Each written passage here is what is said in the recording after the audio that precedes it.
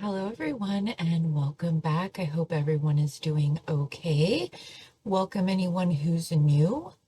Okay, so today we're going to talk about all the new stuff coming out about the Tyler Robinson case. And I don't know about you guys, but I'm pretty irritated with the whole thing.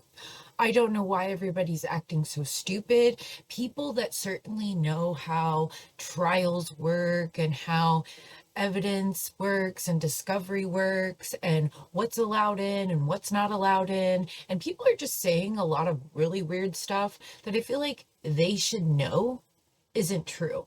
And so therefore, I feel like they're just lying. And I feel like they think we're all extremely dumb that watch them. Like Candace Owens, the recent thing that happened with Alex Jones, like I'm just really confused how people could be saying the stuff that they're saying. The Joe Kent stuff, people are saying about what they're saying about that. It is so utterly preposterous that they do not understand how this stuff works. And that they also think that we're so stupid that we don't understand how it works. Okay, so let's start with the Joe Kent stuff. So, because that's sort of what happened first, right? So, Joe Kent came out and everybody knows he's saying that he felt like there was more stuff that could have been looked at, but they didn't give him access and kind of shut the whole thing down. But he doesn't know what they're doing because he has no access to that. So he just feels like there was more stuff to do as far as like foreign stuff goes.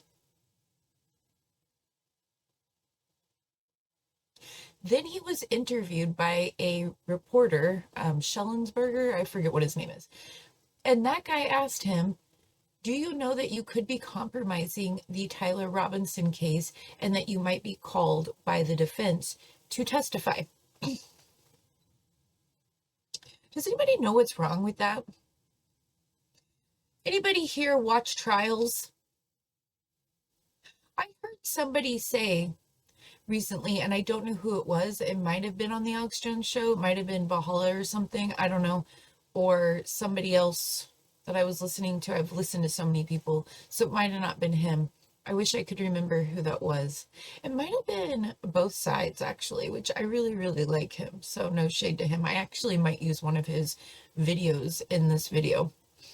But I think it was him. Said that the prosecutor will call people without the defense knowing, and the defense will call people without the prosecution knowing, and so the defense could just call Joe Kent. No, they can't. Anybody that's going to be called as a witness has to be they have to make it known, both sides, who they're calling as witnesses.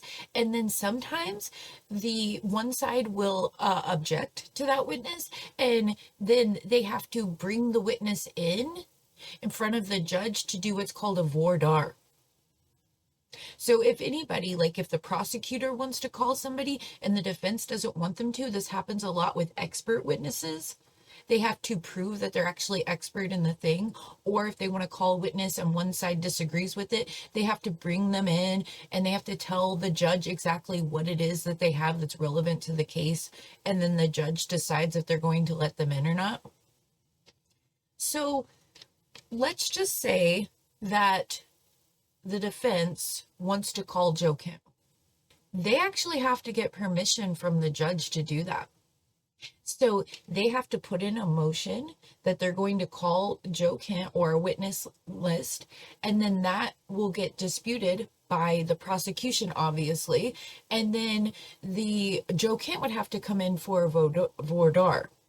And in that voir dire, and I know I'm not saying it right, I'm in Western, leave me alone. In that voir dire, they will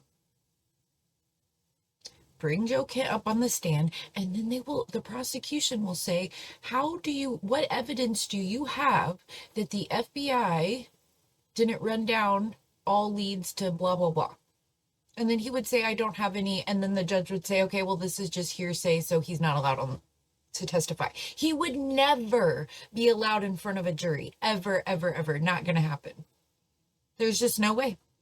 Unless he has concrete evidence that he can show, which is probably not allowed legally anyway. So unless he can actually show the judge, I did this and I had all this proof that this happened and then nobody looked into this specific thing, then no, he will not be allowed to go in front of a jury. They just don't put anybody in front of a jury. That is not how it works. And these people, Megyn Kelly, Alex Jones, Candace Owens, they know how court systems work. They have watched enough trials. Candace Owens has watched the Diddy trial and other trials. They've watched enough trials to know how this works. So everybody making a big hay about whatever Joe Kent said, it's not relevant because it's only hearsay. If he has no proof, that would not be allowed in front of a jury. Now, what they will do, what the defense could do, because you have to remember this is a death penalty case, so everything you're going to watch from the defense is going to be nothing but stall tactics, being a pain in the butt tactics to the state, dragging it out forever and ever, and just being a pain in the butt. And the only reason why they're doing that is because they want to keep their client alive. That is their only job as a defense for a death penalty. They're specialized lawyers. And all they do is be a pain in the butt to the state for years. They'll drag it out for years, 4 years, 5 years, 3. And then they will finally, and they're behind the scenes talking the whole time. And once they finally get the state to cave on the DP, they'll have their client plead guilty to life without parole. And then they will do appeals. They will say to their client, there is so much on you. You're going to get the death penalty. You are going to die if you go to trial. We want to keep you alive. That is our job as DP attorneys. They're way different than other attorneys. There's way too much at stake. It's somebody's life. Hey guys, so it's that time where I need to ask you to subscribe to the channel, and if you're already subscribed, just hit the like, please. If you don't do this, I will be abducted by aliens. Thanks! So everything that you're seeing them do, constantly wanting to stall, constantly filing motions for irrelevant stuff. We haven't even got to the preliminary hearing. All that is just the tactics of DP attorneys, death penalty attorneys. Okay. So now that we got through the Joe Kent stuff, because I just think it's the most preposterous, ridiculous thing that he could, that the whole case could be, people are saying, oh, the whole case could be thrown out. Are you insane? The whole case is not getting thrown out. It's never getting thrown out. That is the most ridiculous thing anybody could ever say, because some random dude that was in the counterterrorism division said, oh, I don't think they looked into everything. That's not how any of this stuff works, okay? It's literally insanity. Okay, now I have the motion, but what started all this hullabaloo lately is this Daily Mail article. So let's pull that up. Bullet used to kill Charlie Kirk did not match rifle allegedly used by suspect Tyler Robinson, new court filing claims. Okay, so that right there, the headline, is so infuriating to me. So infuriating, because that's not what the filing claims at all. And also, we already all kind of knew this. It's like people are bringing up something we all already knew a long time ago. Like several weeks ago, at least, we were talking about this. And now it's like they need clicks and views or something, like there wasn't enough in the news or there wasn't something to come up with for the rest of the week, so they like brought this up again. Let's read the article. The bullet that killed conservative commentator Charlie Kirk may not match the rifle used by suspect killer Tyler Robinson, a bombshell new court filing states. Robinson, 22, is facing capital murder charges and a potential death sentence for Kirk's murder at Utah Valley University on September 10th. But his defense attorneys now argue that the Bureau of Alcohol, Tobacco, Firearms, and Explosives was unable to identify the bullet recovered at autopsy to the rifle allegedly tied to Mr. Robinson. The defense team may now offer the ATF firearm analysis testimony as exculpatory evidence, they said in a motion filed on Friday to push the preliminary hearing back at least 6 months. It also notes that DNA reports filed by the Federal Bureau of Investigation and ATF will take time for the defense to analyze because reports indicate that several different DNA samples were found on some items of evidence. We already knew that. This is not breaking news. As these cases indicate, determining the number of contributors to a DNA mixture and determining whether the FBI and ATF reliably applied validated and correct scientific procedures is a complicated process which requires the assistance of various types of experts, including forensics, biologists, genetics, system engineers, statisticians, all of whom must review and evaluate several different categories, the filing states. Wow. Forensic biologists, geneticists, system engineers, and statisticians. Oh my gosh. Robinson and the attorney added that they have received about 2,000 electronic audio files, videos, and written documents that prosecutors have presented as evidence in the case. Yeah, that's what they do. They present to the defense the evidence that they have. The defense team has devoted and will continue to devote significant resources to processing discovery, including identifying materials not yet received to inform readiness for preliminary hearing, the filing states. However, the defense team is realistic and the comprehensive review required to determine what is missing will take hundreds of hours. What is known at present is that Mr. Robinson has not yet received the forensic case files and data necessary to investigate. Through the use of qualified experts, the scientific reports the state tends to introduce at the preliminary hearing, the attorneys continued. Now, I'm not like a super expert or anything. I do watch a lot of trials from start, like from the moment that the stuff is filed, just like with this case, all the way through motion hearings, etc. And I don't understand this whole like we have to be like completely ready for the preliminary hearing. The preliminary hearing is not really so much for the defense to put on their case, it's for the state to tell the court the overview of their case, and then the client, the defendant, says guilty or not guilty. This isn't the start of the trial. Please realize this, people. This is where he pleads guilty or not guilty. So his lawyers are just being crazy. They're just being pain in the butts. That's all that this is. Stall, cause problems, every little thing you can do to stall and make everything a pain in the butt. That is what defense attorneys do when they're working a death penalty case. As I have said from the very beginning, this isn't like a normal trial. It's a death penalty case. It makes it all a million times more complicated.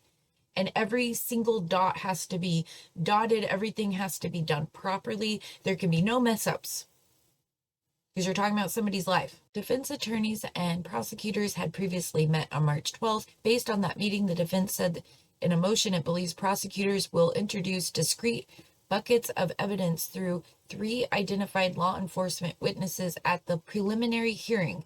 This includes a conclusory forensic DNA and ballistic reports authored by the FBI and the ATF, social media data, testimony by law enforcement officers about the crime scene and search locations, and testimony about Mr. Robinson's parents and roommate, as well as a significant amount of hearsay from non-testifying peace officers. Prosecutors have alleged Robinson drove 3 hours from his home to the university campus to kill Kirk, 31. He was turned over to authorities by his father, Matt, after he recognized his own dad's rifle in the images released by the police and the manhunt for Kirk's assassin. Tyler's grandfather had given him the rifle as a gift before he used it to kill Kirk, authorities said. After then recognizing the unique gun, Matt texted his son asking for a picture of the family heirloom, which the suspect could not provide, according to the police. And according to Tyler's father,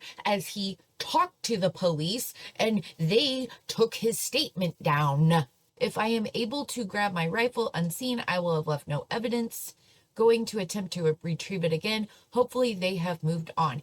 And on that note, let me show you something. I'm sorry, guys. I'm not in a good mood with this stuff. I'm just so over all the ridiculousness from people who are knowing better. They're completely misleading their audiences on purpose. I don't get it. Like, I'm so confused. Nobody talks about this right here that I'm about to show you. No one ever mentions it ever. Cop reveals Tyler Robinson came back to recover Mauser 98 rifle from crime scene but was encountered by police. The officer revealed that Tyler Robinson encountered the officer who was guarding the perimeter hours after the shooting when the university campus was under lockdown. So you know how they secure the crime scene and then they leave officers around it so that nobody can go in, when no one's there?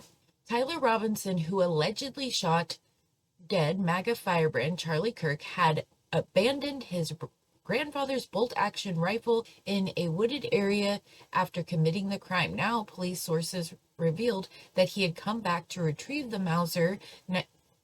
It's an M98. Mauser M98. Can nobody get anything right? But was forced to back out after he encountered law enforcement officers. Utah Department of Public Safety Commissioner Bo Mason told Fox News that Tyler Robinson came back to the Utah Valley University campus for the abandoned gun.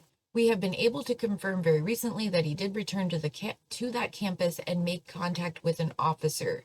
Mason revealed that Tyler encountered the officer who was guarding the perimeter later in the evening on September 10th when the university campus was under lockdown. Now we know he visited a restaurant eatery or made a purchase for food, just kind of a normal interaction. I guess this is giving overall. See if this takes us to. Oh, for the love of God. Let's see if this gives us more information. Oh my gosh, what is all this?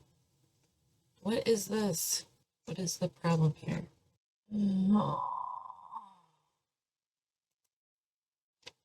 Nothing works ever. Okay, so hopefully you guys can see this. So, law enforcement sources and Utah Department of Public Safety Commissioner, we'll talk about him in a minute, confirmed that Robinson circled back to the UVU campus later that day around 6:30 p.m., roughly 6 hours after the shooting, in an attempt to recover the rifle. The campus was on lockdown at the time, with police guarding the perimeter. He encountered an officer near the area where investigators later recovered the rifle. Now, we don't know. This is another thing. People keep assuming the rifle was there. We don't know when they found the rifle. There is a picture of the rifle at night. Okay, so it could have been found at any point in time. No, there is no evidence out there about when they found the rifle, just that they reported it early in the morning, like at the press conference. We don't know when they found it.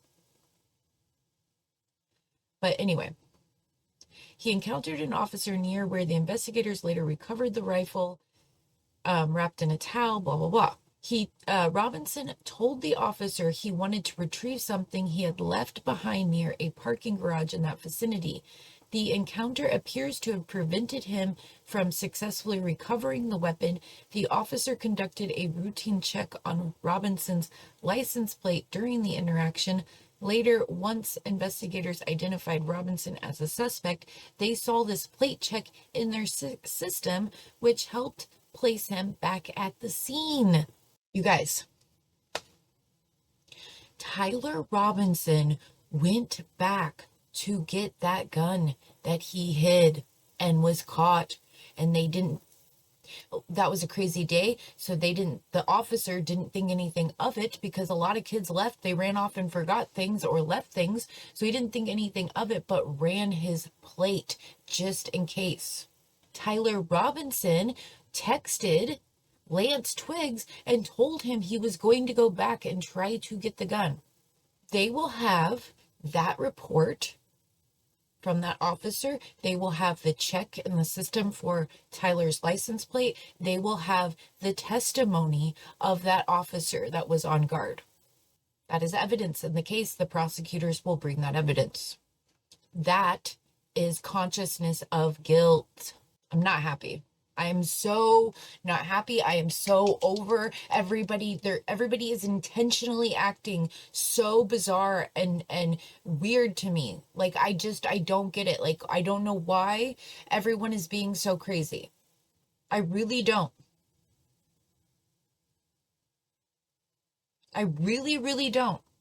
It's becoming really, really odd to me, the way people are acting.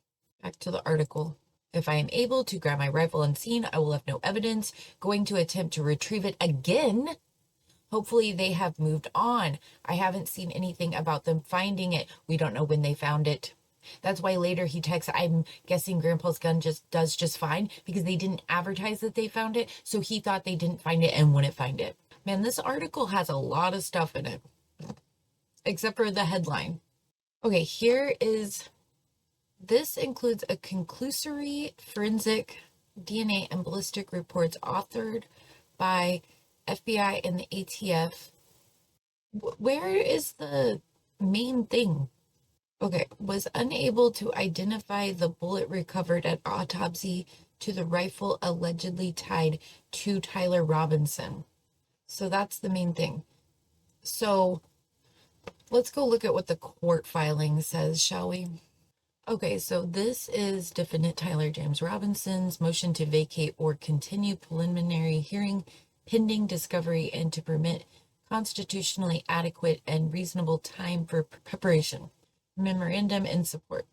Okay, so notice this word here, vacate, because he can waive this hearing. So he doesn't have to do this if he doesn't want to.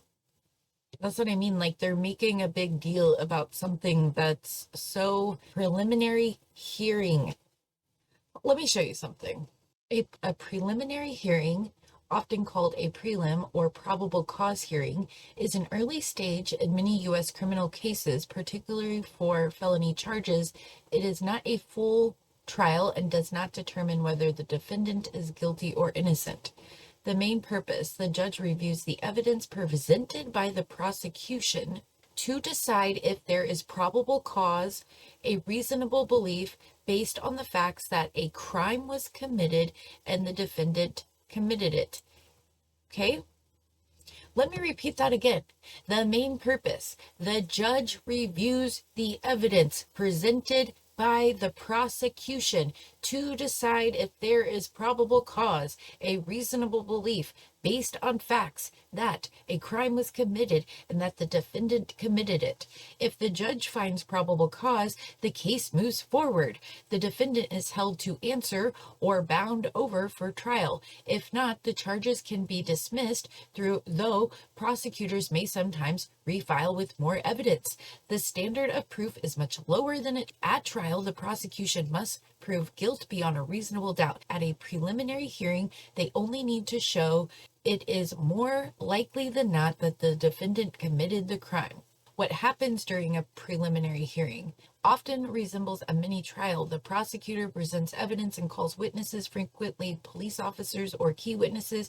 The defense can cross-examine those witnesses and may present its own evidence or witnesses, although many defenses save that for their full case for trial, right? Because they're not going to put on what they have, and also they're still going through the evidence. None of this is unusual. Hearsay and other evidence that might not be allowed at trial can sometimes be introduced.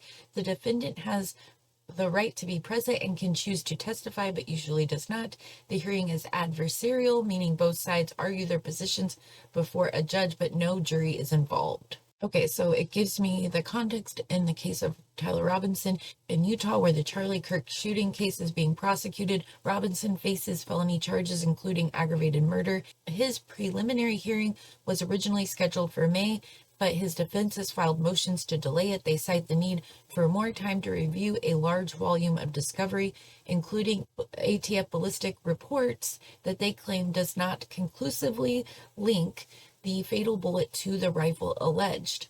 This is common in high-profile or complex cases.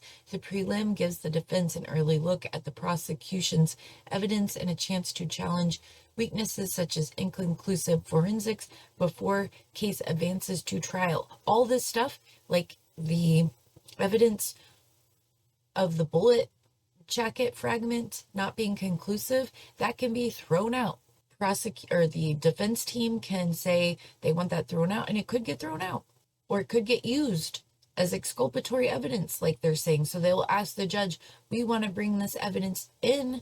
The prosecution wants to do more testing so they can, try to do other things. There's millions of other tests that they can do and that they will be able to do. The judge will let them do it, where they test the metals, they test all the stuff that composes the bullet, because it's so fragmented and messed up. Of course, they can't see the tool marks on it. That's what this is. It's a tool mark test they were hoping that a jacket fragment of the bullet there was enough there that they could see some tool marks, and they didn't see some tool marks. That is literally all it is. The bullet is fragmented into a million pieces. Like, what on earth is wrong with people? I'm losing my mind. I really am. I cannot believe the way people are acting and behaving. This is completely normal. The test came back inconclusive because there wasn't enough of it to see the tool marks.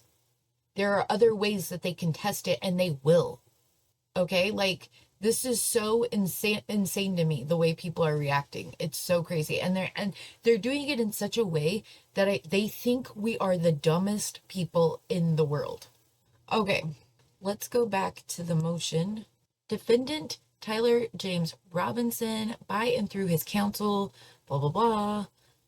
This motion is grounded in myriad legal authority, blah, blah, blah. Mr. Robinson seeks to continue the preliminary hearing scheduled for May 26 to a setting that allows him and his counsel to receive discovery necessary for preliminary hearing preparations. Under Utah Rule of Criminal Procedure 7B and both the United States and Utah constitutions, Mr. Robinson has the right at a preliminary hearing to present evidence, to call his own witnesses, and to have a meaningful opportunity to cross-examine the state's witnesses through the effective assistance of counsel. Under the circumstances that presently exist, Mr. Robinson is unable to exercise those rights in a constitutionally adequate and meaningful manner until the relevant yet missing discovery is provided to his counsel, and counsel has a reasonable opportunity for defense experts to review those materials and consult with defense counsel concerning their own findings. Okay, so none of that is abnormal.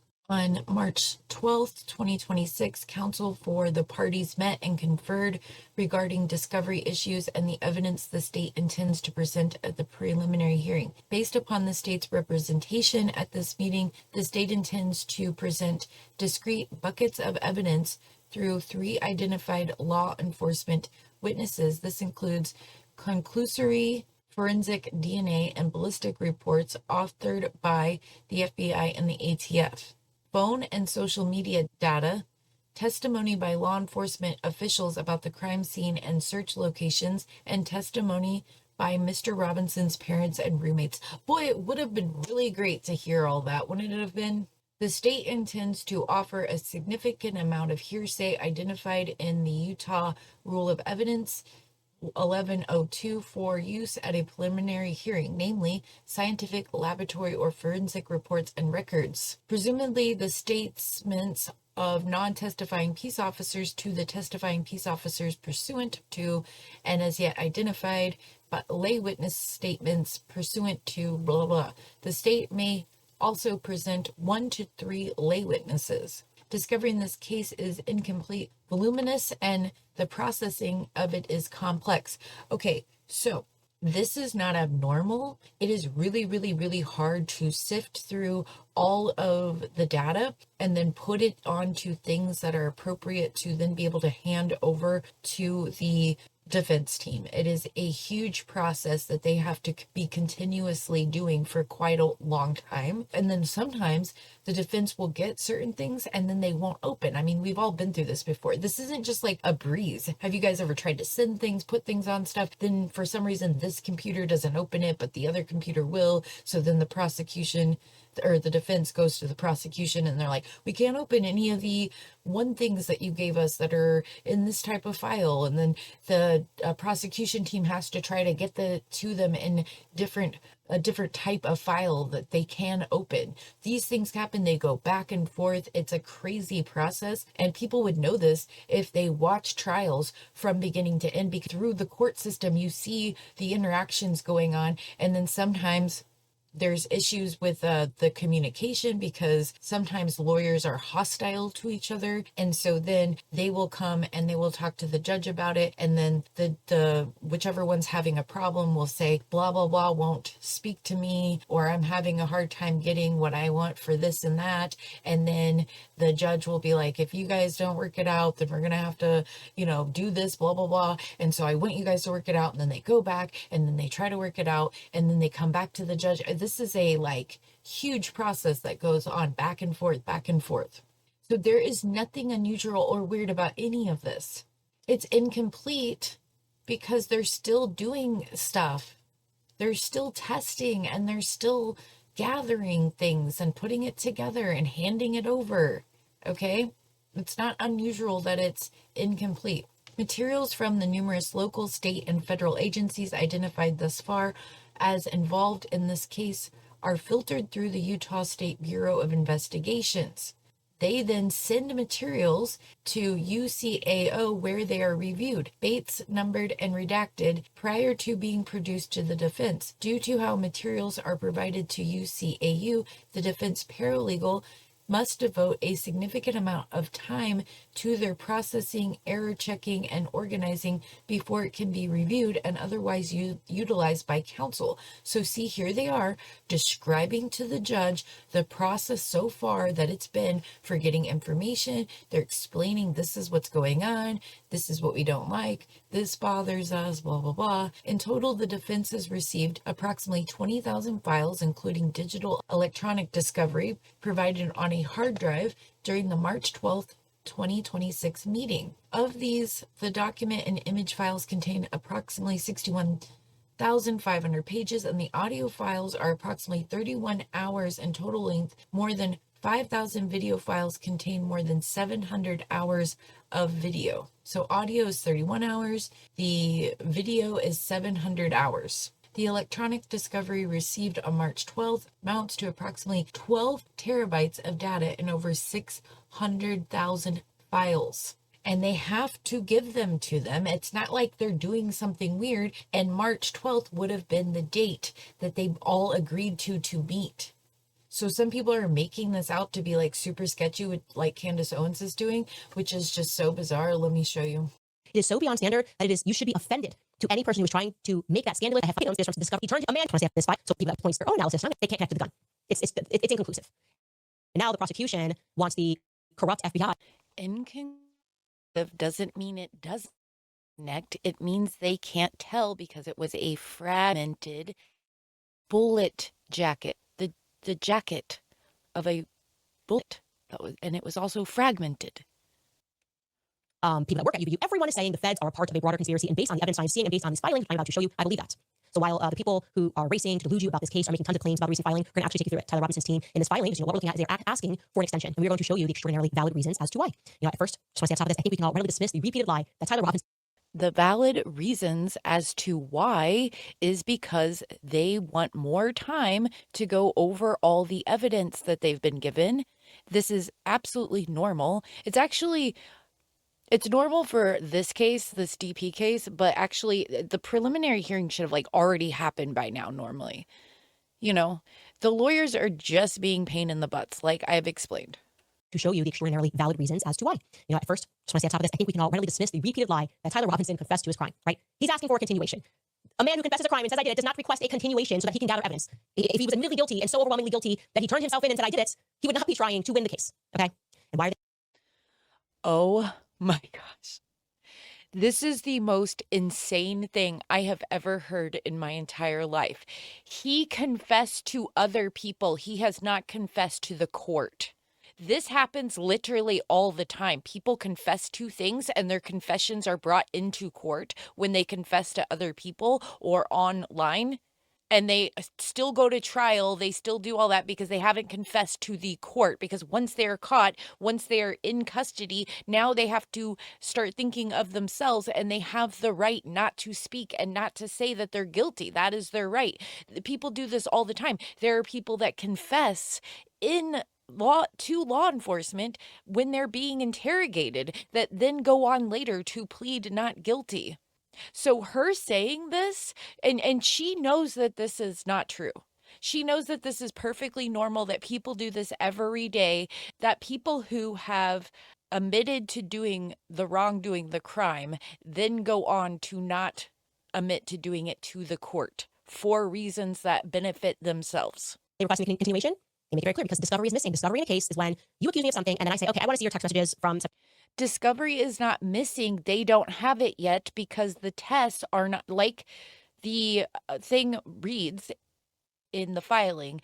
Some of the tests that are being done are not done yet to be handed over to them. Nothing is missing. This is the process throughout the trial, throughout the entire trial until it starts, throughout all the motion hearings. They will be giving each other stuff back and forth. The prosecution will be giving stuff to the defense. The defense will be giving stuff to the prosecution all throughout the entire time until the trial starts. September 10th. I want to see your text messages from September 8th, and you have to give them to me, right? On defense, you got to give those to me. They're saying that they can't prepare a defense until they receive all of the items that they have requested from the prosecution. They haven't delivered them to them, okay? Requesting a continuation is so beyond standard in proceedings. I have filed for them myself. I filed for them in the Brigitte case. It is so beyond standard that you should be offended to. Okay, so if they're so beyond standard, then why are you filing them?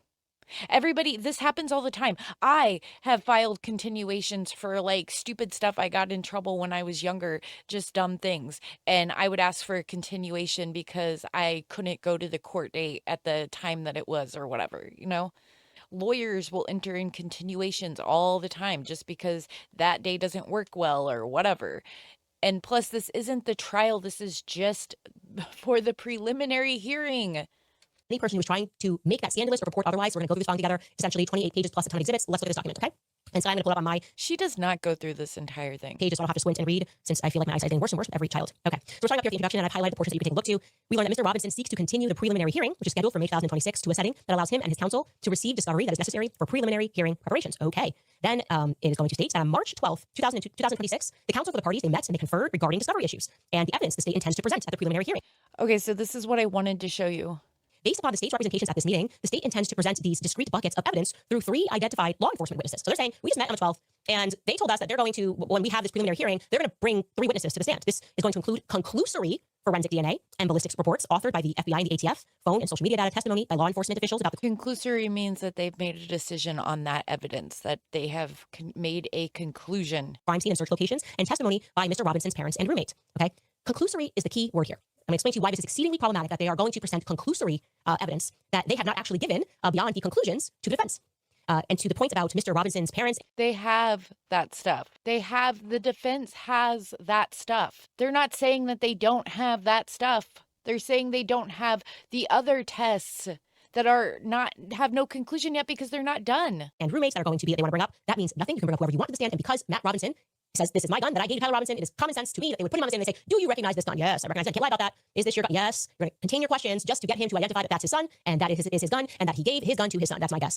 And they're going to ask him about the statements that he gave to police about recognizing Tyler and recognizing the gun and what Tyler was saying to him in the days leading up to all this and everything that was in the witness statement and everything. And they're going to ask them tons of stuff. Try to scandalize that. Some people are saying, he's testifying for the prosecution. No, he's not testifying for the prosecution. They are naming him as a witness and he's going to be forced to answer questions under oath, likely, I would assume, about the gun. Okay. So then they go on, they say the state intends to offer a significant amount of hearsay identified in the Utah Rule of Evidence at a preliminary hearing. Namely, they're just going to get up there and they are going to tell you that they've made these conclusions, but we can't tell you how they got to these conclusions. That's what they're saying. They're telling us that this is inconclusive and it's not attached to the gun, but we want to see how they arrived at that because that could be very important for us. Okay. Okay, we can scroll down here. And this is where it is wild and this reveals. I don't think that's what they're saying at all. The prosecution strategy. I want to go back into your mind when Erica got up and she did this news clip and she was like, I would like this to be rushed. Like, I want the case to go by quickly. I want, right for this to go. And we were like, what's that about? And I also Because she wants every victim of a case wants the case to be concluded as quickly as possible because they're going through a lot of pain, and then now and trials are stressful. They have to constantly be hearing about it. It's just all victims want the case to get done quickly. That doesn't mean anything, Candace. Robinson's team, who's going to be able to draft some sort of response to the evidence, and then we have the preliminary hearing. Okay, so that is what they're going to say. They're going to tell you what Erica's team did, what the state did. In total, It's not Erica's team. Stop lying. Stop putting in those stupid little remarks. It's not Erica's team. referring to Kyle Robinson's team, has received approximately 20,000 files, excluding digital electronic discovery, which was provided on a hard drive during that meeting on March 12th. So when they were conferring, and suddenly they gave them another drive. Okay. Now, initially, they had files, which were 61,500 pages in total before that March 12th meeting. They had audio files that were 31 hours in total length. So they're going through all that. They were also getting more than 5,000 video files containing more than 700 hours of video until March 12th when they conferred. And then they handed them this little drive. And guess how much was on that drive on March 12th? It amounts to approximately 12 terabytes of data and over 600,000 files. So they have less than 2 months to go. They've had all the time since September to deliver them all of this data for them to go through. And they waited until March 12th and they handed them a drive. And they said, here are 600,000 files. See you in May. That is a strategy. No, Candace, you are making this into something that it is not. They would have had arrangements to meet on the 12th. Then it takes time for the state to put everything they have onto the hard drive that they gave over to them. Okay, so then that was the exchange of that.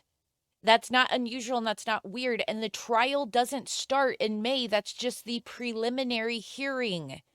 That's when the preliminary hearing is, where the state just shows an overview of what they have with a few witnesses and whatever to the judge. Then the defense can say whatever they want back to the judge, and they're not going to be able to get the case dismissed, obviously. So that's, out of the question. This is all just, you're blowing things up out of proportion that are just normal, basic things that happen in murder trials. Like, this is just so average and normal. They will have years to pour through the hard drive that they just got because the trial isn't going to happen for years if it even does. Okay, that is a dump. When you know they are not going to be able to go through everything and see what you have, you're giving them so much. And it is a strategy people do. When people are subpoenaed and they have to give them everything they have. They have to give they have to give the defense everything they have. It doesn't matter if they're even going to use it in the trial or not, because the defense might find something that they find exculpatory. Okay? That the state might have not even thought about. So they have to give them everything they have. That is legally what they're required to do. They're not doing something out of the normal. That's what they are supposed to do. They fight the subpoena. Like, I'll get your text messages for 2 years. Remember when Blake Lively requested that for me? And then I'm like, I want to give it. And then the judge says, no, you have to give it. They will then give them more than they even asked for. I'll give you every. Okay, so you did that. You then gave Blake Lively more than what was asked for. Email, text, because somewhere buried in there is what you need, but you're not going to have the time to find that. You don't have the force behind you. That's also with a civil case. That's not a criminal case, so it's different. This is going to take 800 paralegals working for 800 hours each in order for you to go through all this. That is what this looks like to me. Why are you waiting until March 12th? This is a very bad strategy. I mean, I'm actually saying it's an immoral strategy to dump this on them. Okay? 600,000 files after first giving. That's what they are supposed to do. Do you see what she's doing? She's literally she's doing this on purpose. Okay, I just wanted to show you that. Now let's go back to the beginning of this episode and listen to some of the stuff she says, because it's so wild to me. Wild. So you are educated, you can go out into the world, you can say, you read through them yourself, it's only 28 pages, and then you can look at the people that are trying. Is she actually going to read it line by line? Because I don't remember that happening. Line by line through the whole 28 pages? Really? I doubt it. To manipulate you and to lie to you about what's in the filings. I at first want to transport you back to the beginning, because sometimes. Okay, so she's going to, this is what she does. She sets things up to manipulate people. Like all this beginning part that she's saying is so that in your mind, it's framed that everyone's lying to you. Has passed, and the story that we were told has changed so many times that you actually have to go back to the beginning to. No, it hasn't changed at all. Fully comprehend how this case fell apart so quickly for Turning Point USA, for Erica Kirk, and what I think is fair. What does that mean for Turning Point USA and Erica Kirk? This case fell apart so quickly for Turning Point and Erica Kirk. What does that mean? What is she trying to say there?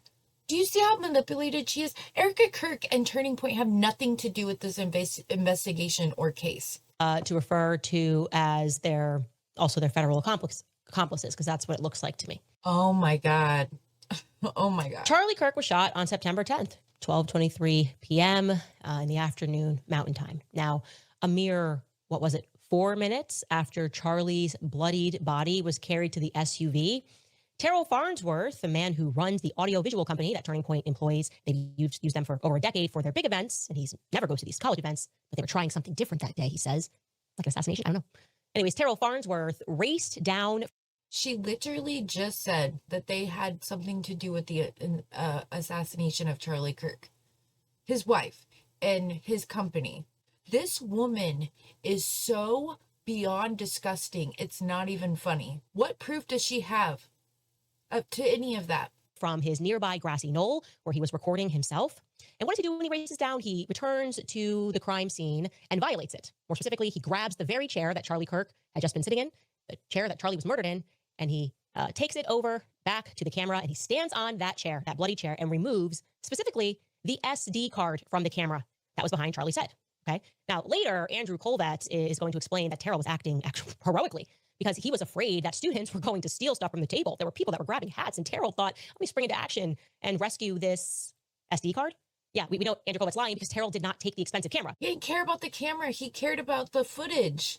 He was the footage guy. That was his job. So this brutal thing just happened in front of him to his friend. And so the first thing he's thinking about is his job, and that his job is the footage. So he's like, I better secure the footage. Defense attorneys have been on channels saying that there was nothing wrong with what he did, and it was no crime. He didn't mess with anything. It's perfectly fine. It messes with the case in no way that he did that. Why is she talking about this? Why is she not talking about how Tyler Robinson actually went back to get the murder weapon? If you were afraid about things being stolen that were of value, you wouldn't remove the SD card and then leave the expensive camera on the table. The SD card was the value. The camera's pretty expensive. Because it had the footage on it. Seemed to be moving with precision as if he were acting on some sort of instruction. Am I right? But to what end, I wondered. Why that camera? Why specifically the one behind Charlie's head in particular? And because I was wondering, I decided on September 17th, exactly 1 week after Charlie's assassination, to reach out to him. I called him. And he was exceedingly nervous. He stammered through a great many nonsensical excuses. This is so I did it. I read through these files and thought through everything that has happened. They were hiding with the fact that the bullet did not go through, did not pierce through Charlie. I believe that was supposed to remain a state secret. The public was never supposed to have that piece of information. I feel pretty certain about that because after being told that the 30-06 was fired from a, I did not pierce through, speculate this boldly now, having read through these files and thought through everything that's happened. They were hiding with the fact that the bullet did not go through, did not pierce through Charlie. No one was hiding that. That has been a known fact this entire time. What is she talking about? What is she talking about? This is so... Everybody knew that it didn't go through. No one has been hiding that. That has been known this entire time. I believe that was supposed to remain a state secret. The public was never supposed to have that piece of information. I feel pretty certain about that because after being told that the 30-06 was fired from a rifle a mere 150 yards away into the most delicate human neck, the assumption, all of us made the assumption, actually, we never even asked the question. Our assumption was just that it had gone through, of course. And I believe that is the true reason why they moved to pave over the scene so quickly, because that was supposed to be the narrative. We got the gun. We're going to say it was 30-06. We're going to say it passed through. We collected the evidence. Now it's paved through. Nobody can look. It's gone. But something happened. There was a divine intervention. Terrell showed me the back footage 2 days later on September 19th because I kept pressing him. Why are you being so weird? Why are you acting so strange? Why are you giving me so many excuses? Why are you telling me you're scared to send the footage because Google might hack you? That's bizarre. Why? Well, first of all, we have no idea what he said to you because you're a liar, so we can't trust anything you say. But also, I would be freaked out to give you stuff too. You are clearly a psychopath. Why are you telling me you don't know how to send footage? You are an audiovisual company. You should know how to send big files. And so he eventually said, hey, I'll FaceTime you. Or just FaceTime you. I'm not going to send you anything, but I'll FaceTime you. And on September 19th, he did that. And gratefully, I moved to record that FaceTime call because his energy made me uncomfortable. And later that day, I informed the public on my show that the bullet didn't go through. It's the oddest thing. It's like there was no blood in the back of Charlie. That's so strange. And this public revelation caused a mass internal panic at Turning Point USA. Do you want to know how I know that it caused panic? Because the very next day, on September 20th, Justin Strife was contacting my husband several times, asking him if I had recorded that FaceTime call with Terrell. It came across like an urgent matter. I was sitting in the living room. George came to me. He's like, hey, I don't know what's going Yeah, on. Like, Justin Strife is hitting me up. He's asking me if you reported. What's he talking about? I said, what? Why does he care? because there is a trial going on, and that is, you shouldn't be showing that stuff because the evidence in the case should only be seen in front of a jury for the first time. They should only be seeing the evidence in the trial for the first time so that Tyler Robinson can get a fair trial and so Charlie Kirk's family can get a fair trial. You psychotic, insane person. What are you talking about? You are 30-something years old. You know how this stuff works in this country. You are lying. You are a manipulative liar to your audience on purpose. Why is this urgent? Why are they following up with you? What's up? And he's like, I don't know. What? And then I explained to him what happened. And I said, honey, don't answer the question. I find the question in and of itself to be weird. Why do they care if I recorded and have the back footage? And guess what? I found out why. I found out. Do you want to know why they were feeling a bit of pressure? Who it was in particular that was placing pressure on Justin Strife and Frank Carney to determine whether or not I had recorded that back footage? The feds were. The FBI. The FBI was on the phone with Justin Strife, Frank Carney, and they were apparently speaking to the feds that day about whether or not I had recorded the footage. Now, why do you think this information? Yeah, how do you know that? How does she know any of that? She's just saying, you know who was on the phone with him that day? It was the feds. The feds were on the phone with him that day. You know, that's how I know what's going on, because the feds were on the phone with him that day. What are you talking about? How do you know that? To the FBI. Why would the feds be concerned about whether or not I had the back footage? I'm screen recording a FaceTime call. They got it in 4K. They're not protecting Erica. It's everywhere.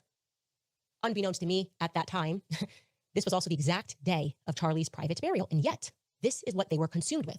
Erica was highly concerned about the back footage as well, so much so that rather than attending exclusively to her husband's private funeral, okay, the higher priority for Erica on that day was to curate a response to the public regarding why the bullet had not gone through. I want to say that again, okay? Responding to my episode where I simply told the public the truth. How do you know any of this? How do you know any of that? You're just saying things. You have no idea who is doing what and why. That there was no bullet that passed through was deemed a higher priority than Erica being fully emotionally present at her husband's funeral. Her and Andrew were discussing this. They peeled off to the side and they conferenced the surgeon on the day of Charlie's actual funeral. They conferenced and called Dr. Lee Trotter. This is the single biggest lie that Erica Kirk would later tell me. She would insist to my face, and I did not believe her for 1 second, and I politely pushed back, that Andrew went rogue that day, that the surgeon went rogue too. The two of them had a discussion that she did not authorize, a discussion that she was not privy to. The surgeon violated HIPAA. Andrew violated her privacy. And after that discussion, Andrew went double rogue and he tweeted about the nature of this discussion that he could not have had with the surgeon without Erica's permission. Erica lied. Erica and Andrew colluded. People were talking about it, Candace. People were talking about it all over the internet. What are you talking about? People were talking about it all over the internet. People were wondering what was going on. They were trying to give people information about it before they realized everyone was going to literally become mind dead, brains gone, completely empty in between the ears, psychopaths. Before they knew that was going to happen, they were trying to give people information that loved Charlie, that people were worried about Charlie. We wanted to know what was going on. Look at her, like, this woman, I can't. Like, look at her face. On how to message to the public about this little fact that was never meant to be known to us. Dr. Lee Trotter did not violate HIPAA. In fact, he could sue her for defamation, in my personal opinion. She was the one that was on the phone with Andrew, and they were asking the doctor what they could tell the public, and it was Erica Kirk that said that Charlie ate healthy, and she bet he had a neck like Superman. Pretty obvious, if we just pause and think about it. It was pretty girly and emotional. Man of Steel, he just eats healthy. That's not how serious trauma surgeons communicate, okay? It's just not. But the crucial point of Andrew's tweet that people are forgetting, and why I'm taking you back through this as before we get into these filings. Surgeons, doctors, they say all kinds of things to comfort grieving people that are in their rooms, their operating rooms, their waiting halls, or whatever, when they have to inform them of bad news. They say all kinds of stuff all the time. You have no idea because you don't have privy to this information. She does not have privy to this information. She is making this up. She is guessing. She is extrapolating things from things that we sort of know, and then she's making them into more things that we actually don't know. but she's saying it with such confidence, like she does know, because she is a con man, a confidence man. That's what the con part means. Is that on that day, as they were freaking out, feds calling me, my husband, feds calling Turning Point USA, Turning Point USA, putting pressure on me, my husband, Erica and Andrew on the side, trying to figure out how to message. The crucial part is that then when they did deliver this information to the public, they declared that the coroner found the bullet, not a fragment, the bullet. On September 20th, after the autopsy and the death certificate were issued, they communicated to the public the bullet was found beneath Charlie's skin. Okay, we can read that statement together. They want me to forget these things. Andrew tweeted, I want to address some of the discussion about the lack of an exit wound with Charlie. I'm usually not interested in delving into most of this kind of online chatter, and I apologize if this is somewhat graphic, but in this case, the fact that there wasn't an exit wound is probably another miracle, and I want people to know. I just spoke with the surgeon who worked on Charlie in the hospital. He said the bullet absolutely should have gone through, which is very, very normal for a high-powered, high-velocity round. I've seen wounds from this caliber many times, and they always just go through everything. This would have taken a moose or two down, an elk, etc. But it didn't go through. Charlie's body stopped it. I mentioned to his doctor that there were dozens of staff, students, and special guests standing directly behind Charlie on the other side of the tent, and he replied, quote, it was an absolute miracle that someone else didn't get killed. His bone was so healthy, and the density was so impressive that he's like the Man of Steel. It should have just gone through and through. It likely would have killed those standing behind him too, end quote. Andrew then concludes, in the end, the coroner did find the bullet just beneath the skin. Even in death, Charlie managed to save the lives of those around him. Remarkable. Miraculous. Okay, so a statement from the PR guy, because I'm pretty sure that's what Andrew COVID is not evidence of anything, and it's also not admissible in court. Like this tweet from Andrew Colvett is not going to be brought into court. Okay, let's take a look at what Candace was saying back then. I have an interesting thing to show you guys. So I don't know if you guys have ever watched this channel, but I love him. His name is Both Sides. That's the name of his channel. And actually don't know his actual name. I should. I mean, I probably do. I just forgot. I'm really bad with that kind of stuff. And now, oh look, but it ain't never gonna blow up. I just want you all to know that. I think what they did find was just a unused, unspent shell of a bomb. The Daily Mail came out with I guess they call it an explosive story about what the defense is trying to push forward now in Tyler Robinson's case. So we're going to read the article, but we're also going to dive into what exactly brought us to this place. So I ask your indulgence as we, as we go into this. And I do apologize in advance for my laughing, because I will be bringing up another case that both sides have covered. And I don't mean to rub salt into, no, I'm lying. Let me stop lying. It's too early in the day to lie. I'm going to enjoy pouring as much salt into this 5-inch wound as I can. We rubbing this in. Today, we rubbing salt in wounds, okay? Cry all you want. We're going to do it. Daily Mail says, bullet used in Charlie Kirk to kill Charlie Kirk did not. I repeat, let me get my best bill here. That bullet did not match the rifle allegedly used by Tyler Robinson. Didn't inhale. Now, it says did not. This is the title. This is what got everybody up in a frenzy. It did not. Now, you guys know me, at least a little bit. I like me some words. I love words. Words are great. Words are amazing. In the words of Jesse, words are amazing. When you put the word not in there and put it in all caps, you are being pretty dang direct and unequivocal. You ain't even no room for nothing. It did not. We've been accused of clickbait. I don't know how many times. But it's not because of our actual title that people believe we're clickbait. They just didn't read. That's not on us. That's on them. Because we will put a question mark if we have a question. We'll put an exclamation mark if it's a statement of fact. Or we will outright say, allegedly. I don't see allegedly here. Do y'all see allegedly? I don't see the word. This one says the only part that they used was for the allegedly used. But it said it did not match. See, again, I like me some English. The not is applying to the bullet, right? The matching is applying to the gun. But they say it did not, which means they found proof that it did not. Let's find out what the article says. Reading along. The bullet that killed the conservative commentator Charlie Kirk. Wait. Now you got a modifier on there. Now you put in May. Come on. Now. That is clickbait. That is clickbait. It may not match. Now that's a big difference between. I'm going to skip forward. May not. Dang. That dude's been in jail for what? Puffy. Y'all remember Puffy? Y'all remember that? Y'all remember when we talked about it? People was telling us we don't know what we're doing. We defending a pedo. We just like to defend the R-word people. Why are we team Puffy? You remember all that nonsense? Y'all remember that? Petridge Farms remembers. I remember that fully. And I remember specifically us telling y'all, stop. We told y'all, stop. You just don't know what you're talking about. We told you that the whole point of this case is for the defense to get their client free. Didn't we tell you that? Okay. Then we had clowns. all over the place, including Tisa Tells, including Murad Morelli. I mean, you name it, and these clowns just came out of everywhere saying he definitely gonna get the live, he gonna get the Chaffer, Kenny gonna get it. They find everything in the hell. Remember, and as much as we tried to tell you, nobody wanted to listen. Then y'all got butthurt when the man only got 3 years. I'm just telling y'all. We I said knew that he from, would only get 3 years too, 3 to 5. I want to say 2 or 3 weeks into the case. We told you he ain't getting no kind of time because they have not proven anything.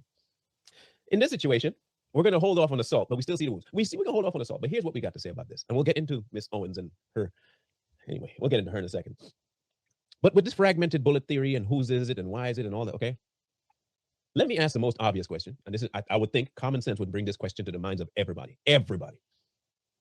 Do we actually think for a minute that analyzing a case like this takes only 5 months? Just a question. Do you think a case of this scope, this magnitude, and of this social import, do you think it's only going to take about 5 months to analyze it? Now, remember, the first month was pretty much trying to find people. The subsequent months was trying to keep stuff out the media, but thanks to one person, all they talked about was the case. And they didn't have any information. They just talked about the case and tried to put stuff into the narrative. The job of the defense is to defend. Ain't that something wild? Like Tyler's people aren't supposed to just turn over and say, you know what, man? You're right. You're right. You know what? I see what you see, and I don't think we should even bother. No, go ahead. Arrest him. That's not their job. Even if he is guilty, as the day is long, they fight for their client. Conversely, the prosecution is supposed to throw every bit of information they got into this thing and destroy the defense. That's the job of each side. You know what the determining factor between who comes out on top is? Evidence. Now, there are multiple ways to look at this. We have the gun, a gun, that they call the gun. We have bullet fragments. We have unspent bullet casings. We have unspent bullets. We have a magazine. We have footage. That's prosecution. Oh, and they also have family testimony, which may or may not do anything a whole lot except for sway emotionality in the jury. Cool. The same way people brought up Cassie and everybody else in there crying on it was to evoke some sort of emotional response. It didn't work. Anyway, so then we go to the defense side. Well, you don't have anything conclusive, and what we can see conclusive means you don't have it, but that's not how that works. Now, what they could do is, which they're doing now, is push the fact that it's inconclusive to the idea of the people that it is indeed not possible and make their case from that stance. This is going to take a bit to flush out. Do they have the right? Of course they have the right. Prosecution also has the right. The question is whether or not anybody investigating it is going to investigate it correctly. That's a big question now. Which leads us to the other individual that's been putting out information for as long as we can remember. And that is Candace Owens. Now, everybody remembers that Candace Owens lost herself a boy. I mean, a husband, dang it, friend. You know, I keep mixing up what exactly she lost because it's like watching a soap opera, a very bad soap, like one of those D-list soap operas from Telemundo. I just don't think I can believe anything that's coming, but I do know that this is something that she holds very near and dear to the vacuous space that was her heart. So we're seeing now that this jilted and tainted grail is wanting to make sure that everybody's guilty for everything at the same, and this is just, it's a Jaguar Wright technique. Now, hear me out. Everybody is responsible for this, but the same people responsible for this need to investigate the people responsible for this. Don't know how that makes sense, but it's Candace. Very few things do. So we're going to look into what she's been saying and see if it has any bearing on where Tyler's case is going. Now, remember, we asked, is she helping the defense by what she's doing? And we told you she just might be. In fact, we told you with all the things that she's been doing, it's more than likely that she's trying and aiming to get Tyler free, off the hook, because of her theory. Now, remember, she does not have any information past what is allowed to be on media. She doesn't have any inside information. She doesn't have any court documents that the public doesn't have. She has nothing extra. She's building her narrative around what she is having at the disposal that everybody else has. So did she taint the pool already with this particular narrative? Is that where they got this from? That is the question. So let's look at some things that Miss Candace Owens has done before. Let's look at her past and present narrative when it comes to this particular gun. We'll go into a few things, and she will 100% be the central focus of this particular life. Okay, just so you're aware. Take it away, Candy. When I sat down with Erica, I explained to you that her lawyer told me, so what you have, what we have seen is what they have. What is being discussed publicly, that's what they have. Please remember, I'm not the one saying that. The lady in white is. I find it's quite a stark contrast to the outfit, but pay attention, because she just said earlier, when the whole case fell apart for Erica Kirk and Turning Point USA and their compliances, accomplices, the federal government, and blah blah blah, all this stuff. Like, she is literally a psychopath. Who am I to judge outfits? We've also told you about how the appearance of making sure that certain things are seen on camera, such intrigues the audience. Hey, to each their own. Now remember what she's saying. This is in 2025. We in April now. Okay. They could very well have obviously footage, and that is why they might feel that, we're definitely against prosecution. But the reality is they don't actually share that information with the victim. They don't share that information with Erica. They don't, in this part of the process, they will not know what in-depth investigators have discovered. This is what the lawyer told me until May. We're in April now, right? Okay. Now again, we don't May is the preliminary hearing. We're not using, we are not, I promise you, we are not using our own metrics for anything we're going to say today. We're not, no, we're not going to do that. No, what we are going to do is use hers, because Candace is the truth, the light, the way. Again, I didn't say that. That's just what her followers say. In a lot of ways, I think many people that follow Candace to the nth degree believe that she is indeed the reincarnation of Mary, or at least Jesus himself. I don't know. I just don't know why you would call her the truth and the way. That's kind of, anyhow, just remember, that's what she said. Her metric, her process, not ours. All right. I don't want nobody coming saying, listen here, man, you don't, I don't. I told you I don't. I'm the dummy. D-U-M-M-Y, dummy. I wish I had Fred Sanford here next to me. I really do. I really do, because I could use some of his explanations to things. You want to know what this is? Use a dummy. D-U-M-M-Y, dummy. I am, 100%. When I sat down with Erica, I explained to you that her lawyer told me that right now we don't have any evidence. The way this works is that now the prosecutor, the state's going to go out and they're going to find the evidence. And then once we have the evidence, they're going to give it to Tyler Robinson's team, who's going to be able to draft some sort of a response to the evidence. And then we have the preliminary hearing. Okay, hear me out. One of these things is not like the other. One of these things just doesn't belong. Sesame Street. This is, hey, she can use Blue's Clues. I can use Sesame Street. Don't dog me. Listen, this has been a long time running. Didn't we tell people, and didn't we all know, don't we all know, that certain bits of evidence are not privy to anybody but those involved directly with the case? Is this abnormal for cases now? Okay, say for instance that the fragmented bullet, the frangible bullet theory is presented. Okay. Frangible bullet theory is presented. They have pieces of this bullet. They can't see the spirals on the side, so that's not the case. They can't tell a whole lot from it because what parts disintegrated beyond repair is unfindable. So you have a bunch of things going right now for you that are kind of a bit not questionable. Okay. So if we are going to look at this functionally, we have to start thinking to ourselves that the prosecution and the defense have information that we may not have. Small bits of information, big bits of information, video footage that we don't have, phone calls we may have. They may have digital footprints. They may have satellite placing Tyler there with his phone. If we forget these other pieces of connective tissue here. Yes, there are bullets that you can find. Bullets, sure. They will have his cell phone location data. They will have his phone log data, like everything he's ever done on his phone for the amount of time that he was looking at his phone. They will have all of that. They will have, they will be able to ping him down to the second everywhere he was that day. They will have all that information. They will have all the footage of his car through the town of Orem. They'll have footage of him leaving his place, the town that he lives in. They'll have footage of him entering the town of where the college was, where UVU was. They will have footage of him pulling. They said he went there early in the morning and scoped things out. They'll have all the footage of that. They will have footage of him driving through the town. They have footage of everything he did on the campus because they talk about it in the charging documents. They have the footage of him crawling into the place. They will have the ping of the cell phone in that exact location on that roof. They will have the footage of him running with the gun, because you can see it. If you're not super dumb, you can see it. You can break it down frame by frame and you can see a rigid, long rifle-like thing inside of that towel. And then part of it is hanging, like the whole towel, the rifle is wrapped in the towel and then part of the towel is hanging over like this. And that's what's floppy. And I did a whole video breaking that down and showing you the frame by frame and where you can see the rifle. Because that camera is blown way in, zoomed way in, because it's way, way far away. That camera is way zoomed in, which blows everything out. So even his legs look really skinny. So that's why it's really hard to see the rifle, but you can see it in some frames. So they have pictures of him with the rifle jumping off the roof, running into the woods where the gun was found with other bullets and one spent shell casing with his DNA and fingerprint on it. So there's people saying that because this test is inconclusive, this one little test is inconclusive, that they will have to throw out the entire gun. That is literally insane. That is the most insane thing I've ever heard in my life. I honestly, I don't know what to say. There's no way that grown adults, the ages that they are, can be saying the stuff that they're saying. It's mind-blowing to me. Of course, that doesn't, it's one inconclusive test on a fragmented bullet. You guys don't think there isn't fragmented bullets all the time in murder cases? Because bullets fragment all the time when they hit bones into like millions of pieces. It's called a lead storm inside the body. It's really hard to get all the pieces out.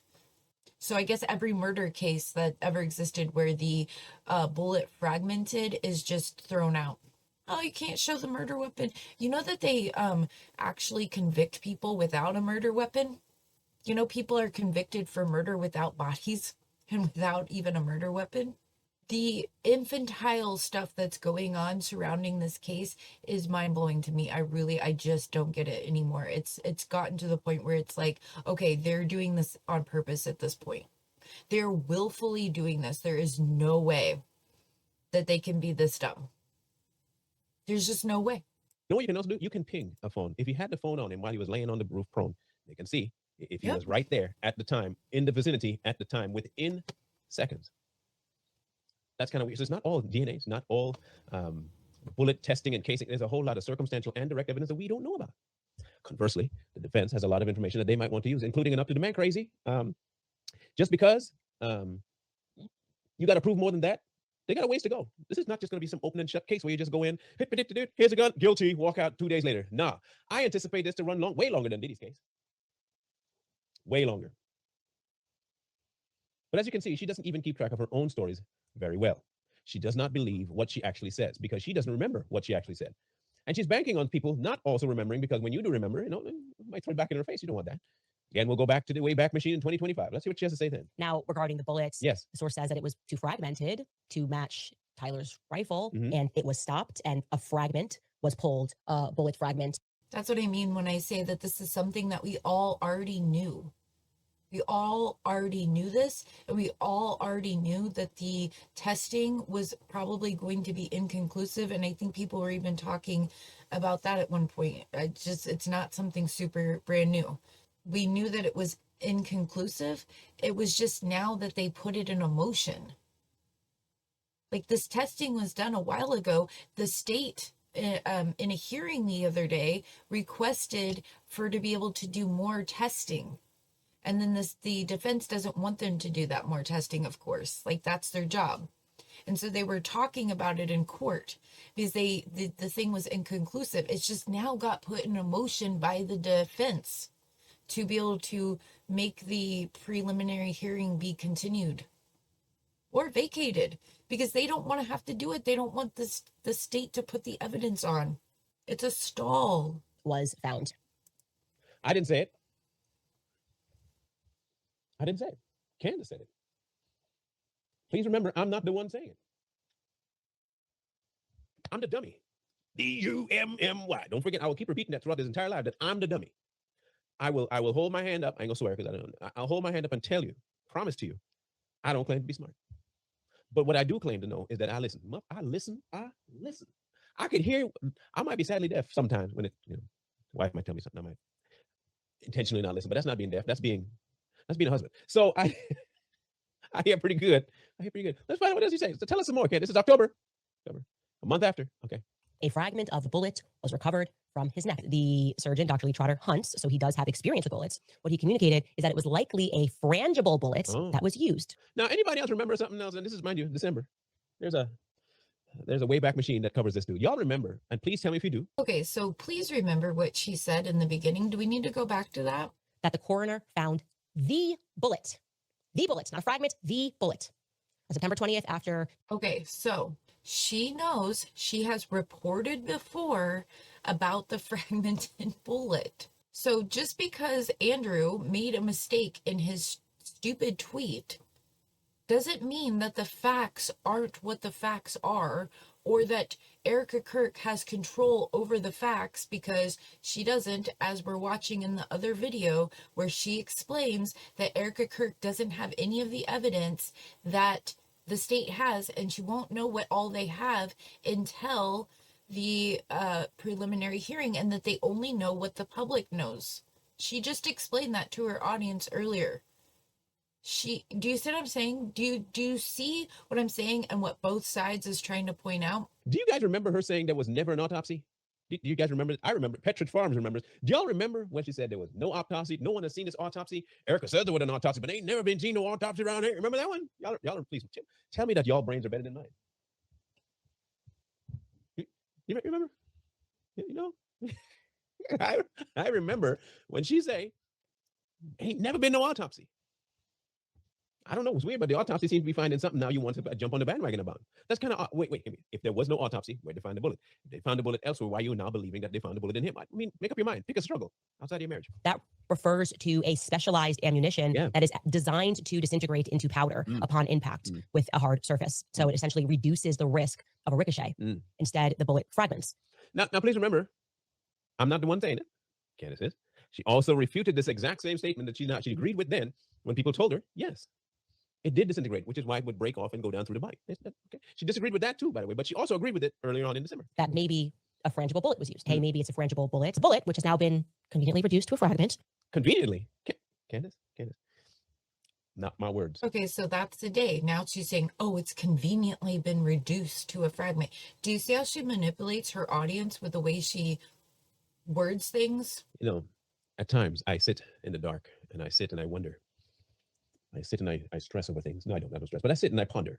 I wish sometimes I could sit in a study. If I was rich enough, I could sit in a lobby of my home and sit in a brown recliner. It has to be brown, a nice brown recliner in a dimly lit room.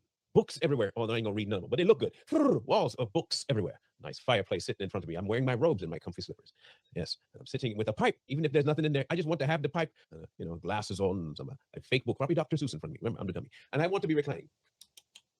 Puff some bubbles. That's what I would love to do while listening to her theories, so I can ruminate upon them and think to myself, my dear child, that's not what you said some time ago. Your own words. You were fine with this bullet thing. Now it's just conveniently fragment. You were the one that pushed this idea of frangible bullets.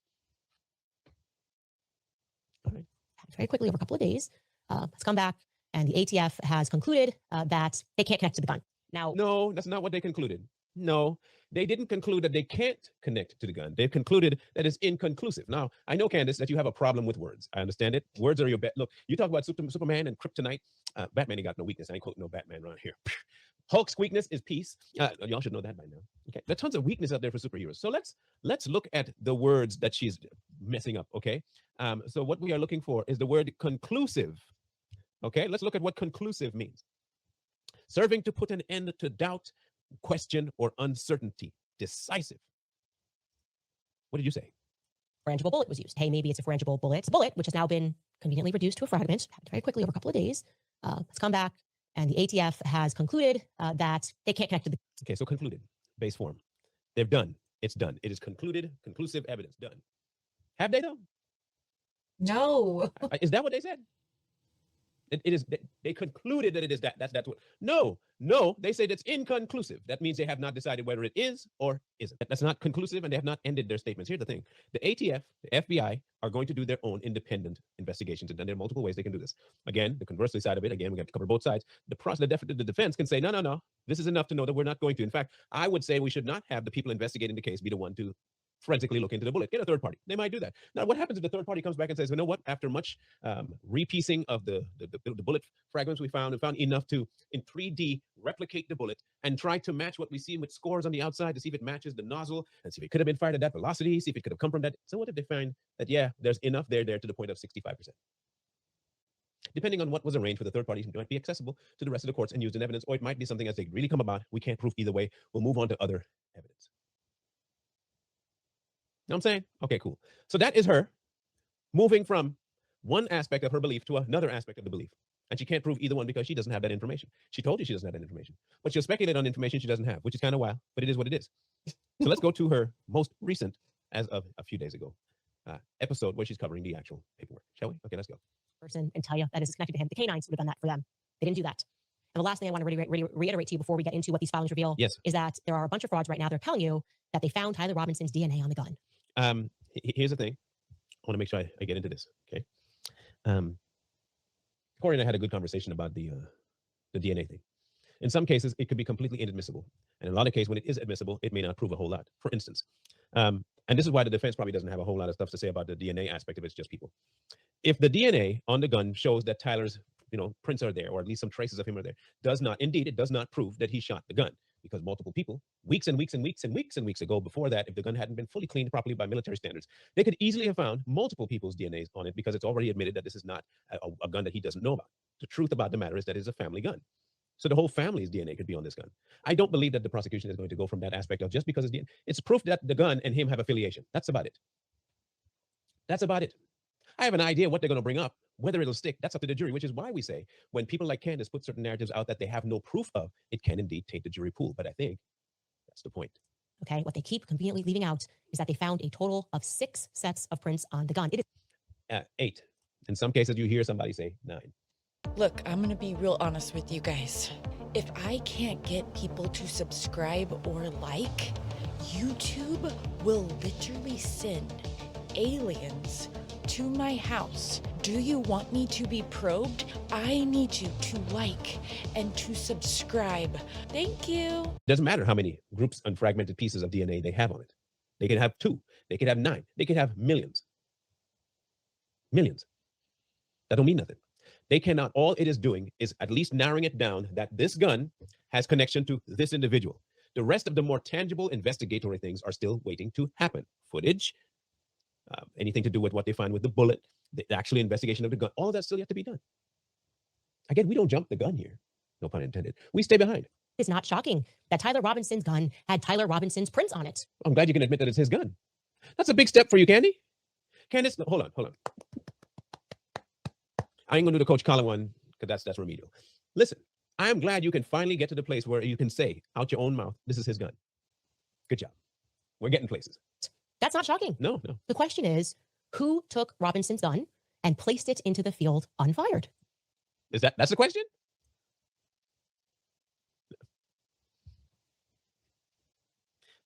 No. No.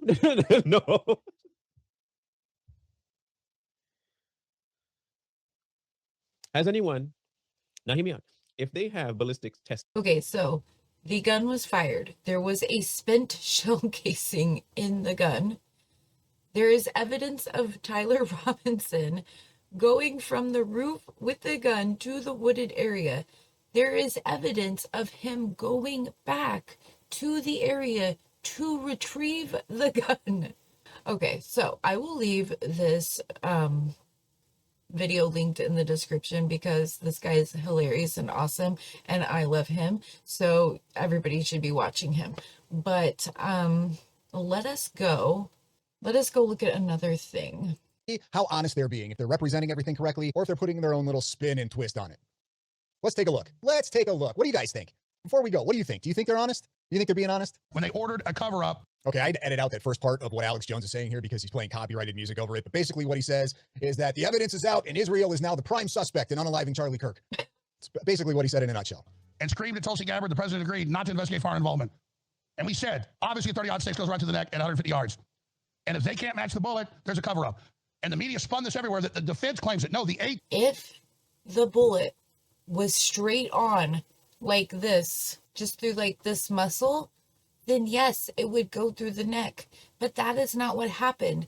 The bullet came in at an angle and went down into his spine and broke apart and went downwards and upwards, crashing, causing immense damage to his spine. And that's why his neck goes like instantly. Like if you look at the photos, especially the one from behind that now Candace has shown, the neck is like this, like completely like this, broken over. The spine is extremely flexible and it has all these like tunnely like vertebrae and they absorb shock and they're known as bullet traps in the medical literature. So in the medical literature, it is not uncommon for bullets to get trapped in the spine.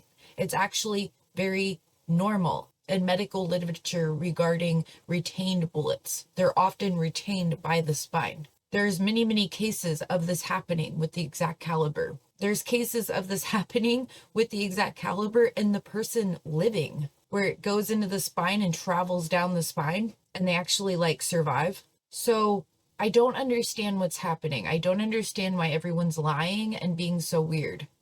Like, I really don't. Like, it's super starting to disturb me, the way that people are acting. It's like we thought there was going to be a zombie apocalypse, but instead there's just like everyone turning dumb apocalypse. I want to use another word, but I won't because it upsets so many people. Word, apocalypse. What is happening?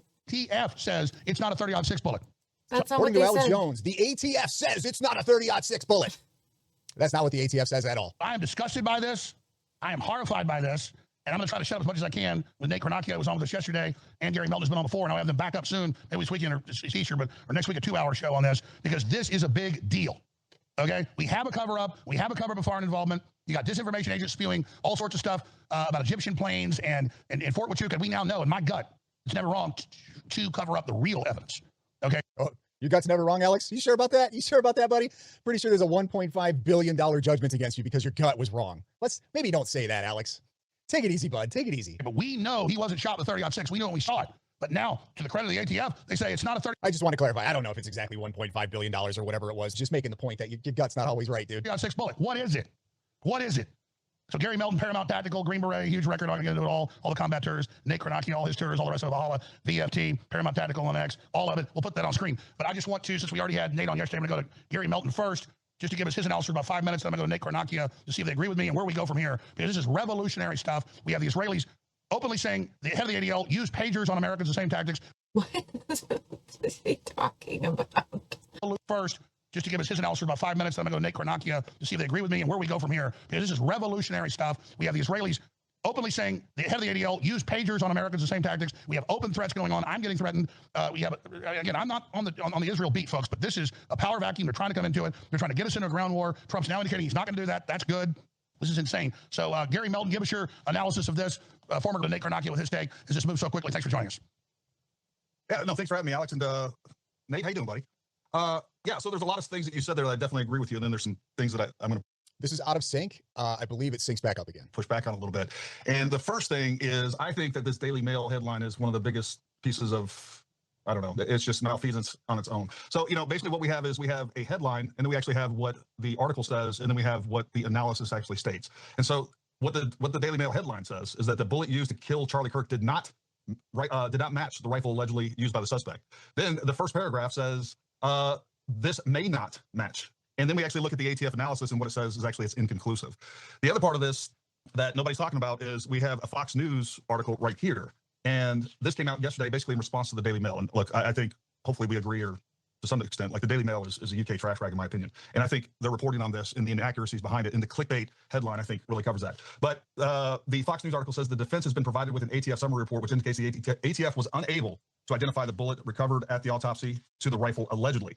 The other thing that it says right here is that that's not being covered. The testing did positively confirm that the spent shell casing found at the scene matched the suspected murder weapon. So, that's kind of where that's at. And that's where we're at with this. So I don't think that nothing has changed, in my opinion. Me and Nate knew going all the way back to September, that we had a fragmented round. That was being reported. Candace Owens reported it 2 times, one September 25th and another time in December, right after she talked to Erica Kirk. So, look, my take on this is we can talk about additional involvement, and I'm open to that. And that's one of the things that I have said at the beginning of this, that I do not think that Tyler Robinson acted alone. I do think that there's more people involved. And even looking at the social media posts that predicted this, I think there's more people involved, and it could absolutely have foreign ties into it. But what I'm not seeing is evidence that says that Tyler didn't do it. That's where I'm at with that. Sure, well, here's where I'm at. The Treaty say they're going to kill him. 10 of them 3 days before, 2 3 days before, 2 days before, 6 Man, I'm going to have to edit so much of this shit out in YouTube. the day before he's dead tomorrow. Obviously, I talked to TV USA. They said, don't catch him. Well, we can't convict them. They may have been involved. We're not doing it. We know he ordered the stand down. My point is that that's not a 30-06 and 100-something yard shooting in the neck. I mean, come on, people. And so that's what adds credibility. The ATF saying, inconclusive, doesn't look the same bullet. I get what you're saying. The Daily Mail's probably basically an MI6 cutout. But let's get Kornacki's take on this. Nate Kornacki, what are you thinking right now? Yeah, I mean, I think me and Gary really haven't been that far off from the very beginning. We did content the first week together. I think Gary will say himself, the idea of a 30-06 not creating an exit wound is extremely, extremely, extremely unlikely. We differ on some It's things. not extremely unlikely. It this happens all the just from a court of time. law standpoint, okay? Because what you're seeing people try to say is, oh, well, they can't conclusively match the round. That doesn't actually mean the round's not matched. Okay, well, we're talking about evidence in a court of law. And when you're talking about the word conclusive, it means something in a court of law. It means you have to conclusively match, let's say, a bullet to a gun, DNA to a rifle. Otherwise, that evidence is not going to be permissible in a court of law for the prosecution, so much so that the defense is already adding this in as exculpatory evidence. So, like, what he's saying right there is so ridiculous. What do you mean it's not going to be entered as evidence? The test might not be, unless the defense can get it in. So, like, that test might not be, but everything else about the whole situation will be, as we just went over. This guy's going to say that the whole gun is just going to be completely removed. Has anybody ever watched a murder case with a gun? I am like literally so confused why people are being so weird. I really am. Is the defense already adding this in as exculpatory evidence? Let's go ahead and take a look at that, shall we? This is from the defense's motion that was filed on March 27th. And basically what this motion is a continuance of the preliminary hearing, from my understanding. What that means is they want to delay it and push it further down the road. Regarding the firearm evidence, the defense has been provided with an ATF summary report, which indicates that the ATF was unable to identify the bullet recovered at autopsy to the rifle allegedly tied to Mr. Robinson. Although the state has not indicated an intent to produce this report at the preliminary hearing, the defense may very well decide to offer the testimony of the ATF firearm analyst as exculpatory evidence. In order to make this determination, it is necessary for the defense and its firearm expert to review the ATF case file and protocols relating to this examination, which have not yet been provided. The state has also indicated that the FBI is in the process of conducting a second comparative bullets analysis, as well as a bullet lead analysis, but that these analyses are not yet complete. Again, until the defense receives the case files and protocols relating to these analyses and has them independently evaluated by its expert, they will not be in a position to assess the reliability of this evidence if either the state or the defense decides to proffer it. There are also several other categories of incomplete forensic discovery outlined in the defense's informal discovery request. Until the defense receives the case files and protocols relating to these analyses and has them independently evaluated, they will not be in a position to assess the reliability of this evidence if either the state or defense decides to offer it. So what are they saying here, guys? No, they are not introduced as exculpatory evidence. They might. What they're doing here is they are making an argument of why the preliminary hearing needs to be pushed back further. And we already kind of knew that this was probably going to happen. If you go back and listen, I want to say it was the December hearing that they had, where they pretty much were like, listen, we're just going to go ahead and set like a preliminary hearing for May 18th to the 22nd, whatever the case might be. But it's not set in stone. They're just doing it to try to continue movement in the trial. That's all they're doing. They never set that date as in stone. It was more than likely that with the voluminous amount of evidence that the prosecution claims they have against Tyler Robinson, that this was always going to be the case. They were always going to make a motion to try to get that preliminary hearing pushed even further back. Are they going to use this as exculpatory evidence? They don't have evidence yet. All they have is an ATF summary. That's it. We're still waiting on the FBI, who is currently conducting a second comparative bullet analysis, as well as bullet lead analysis. So there's a giant process here to go through. For one, they're going to have to examine what the ATF found, probably going to want to talk to the ATF analyst. And then I'm assuming once the FBI is done with their whatever analysis they're doing, they're going to want to take a look at that, go through how the protocol of it to decide whether or not they think it was complete and thorough and how it's supposed to be done. And then they'll have their own expert take a look at it and argue or refute or whatever the case is. But we are a ways away, guys, from the defense introducing this as exculpatory evidence. A ways away. You don't know what that means. That means it's going to change the rifle from being evidence for the prosecution to use to find Tyler Robinson guilty to the rifle being used as evidence to prove he is not guilty. If that happens, that is not true. Sorry, my hair is crazy. I don't know what to do with this hair. That's not true. That is completely not true. 100% not true. What he is saying is completely not true. Anybody who watches trials knows that this is not true, which is blowing my mind that so many people are going along with this, because there is a huge true crime community that knows how this stuff works. And I can't believe nobody is saying anything. What is going on? Is everyone gone crazy? And the judge permits that. No. I'm just curious. Why is it that somebody like me, who's pretty stupid, guys, okay, pretty stupid, why is it that I can read this stuff and comprehend it at least somewhat? How is it that Alex Jones says the ATF says it's not a 30-06 round? The ATF has never made that claim, has never said that. That is not what they are reporting on their findings. The only thing that they are reporting is that it is inconclusive. They could not match the bullet fragment to the rifle. They can't rule it out, but they also can't confirm it. That's what inconclusive means, which makes total sense. We have no idea how large of a fragment this is, and I would assume that if you're trying to take a bullet fragment and figure out the rifling on that to match that to the rifle, you're going to have a pretty hard time doing it. People were already making this prediction months and it was the bullet jacket too. So we're talking about a fragmented piece of the bullet jacket. And yes, we were all talking about this months ago. Everyone's acting like this is some new thing. Months and months ago, that it's going to be very difficult to match whatever they found in Charlie Kirk to that rifle. However, according to the FBI, it looks like there's still some more ways they could do it. And that would be chemical testing, whatever the case is. All right. But no, we are so far away from them introducing that as exculpatory evidence. Gary. Yeah, I mean, I don't doubt that it's going to be issued as and submitted as exculpatory evidence. I just, it's still going to be challenged by, like, we have so much circumstantial evidence. We have DNA evidence on the firearm, DNA evidence on the spent cartridge. We have DNA evidence on the screwdriver. We got a lot of evidence. We have him admitting to it. But what about a 30-06 not shooting through somebody's neck? Yeah, look, what I've always said on this is that it's atypical. Can it absolutely happen? Yes, it can, especially once we get into some of the internal, external, and terminal ballistics of this. One of the things, what I will say is that we can't rule it out. And we have lots of examples of this, whether we're looking at, look, Martin Luther King was shot with a 30-06 at 65 yards. Now, I know there's a lot of controversy around Martin Luther King, but what I've never seen challenged was whether or not it was a 30-06. So he was shot at 65 yards, hit him in the jaw, and actually hit his spine and then deflected downward. We also have somebody that both Nate and I know, Chuck Ritter, he was shot with 7.62 by 54 at 25 yards. It actually hit him in the spine, deflected downward. Not only did it not exit, he didn't die, and he stayed in the fight. So, you know, the fact is there's lots of different variables. And one of the posts that I put up on X and just pinned it, because I don't think we can exclude 30-06 completely. And the other thing that I've done since this, my stance on this has evolved, because one of the things that I do, look, we teach long range for a living. We have our own line of long range guns, been doing this for over 20 years. One of the things that ballistic experts don't do is that we don't spend a lot of time looking at terminal ballistic reports. We don't look at some of these different pathology reports, definitely specific to 30-06. Once you start going down that road, you see that this is less atypical than people think. And then here's just some ballistic facts that I want to share with you. And everybody can go check this out. I got this tweet pinned on my X account. 30-06 ballistic facts. You cannot determine or predict any terminal ballistic outcome without knowing the following variables: ammunition source, factory or hand loads; ammunition type, low recoil, varmint, big game, or dozens of other commercial options; ammunition condition, old, new, exposed to elements or moisture; projectile weight. 30-06 is available from 55 grain to 200. Sure, it can be subsonic, any of that. And Nick Cornaglia got cut off, so I'm going to come back to you on that. Yeah, sorry. Just real quick, here's my bottom line. I'm going to go to Nick Cornaglia. I broke it. It's confirmed now. They ordered no looking at accomplices, domestic or foreign. Now you got the ATF saying this is an inconclusive thing. Okay, 9 times out of 100 times out of 9 times out of 10, it goes through the neck. All I'm saying is this smells to hell. Nothing that's happening is in any way unusual at all. I watch cases all the time. Nothing, not one single thing is unusual. Like, that's what's so crazy about this. Nothing is unusual. Go ahead, Nick. Respond to what you heard. Sorry, my computer crashed a couple times, guys. Not sure. It's okay. Go ahead. Anyway, let me go back to what I was saying about the conclusive evidence and why this is a big deal. It is a big deal in a court of law because now, as I said, I don't know where I got cut off, but if you cannot conclusively match the rifle to the gun or DNA to whatever evidence, it's no longer going to be permissible evidence for the prosecution in the court of law. And we're already seeing that with the defense that wants to now change it to exculpatory evidence, which will actually. The defense is using this as an argument to further delay the preliminary hearing. That's it. That's all. We have no idea. We have no idea what the FBI testing results are going to find. We have no clue.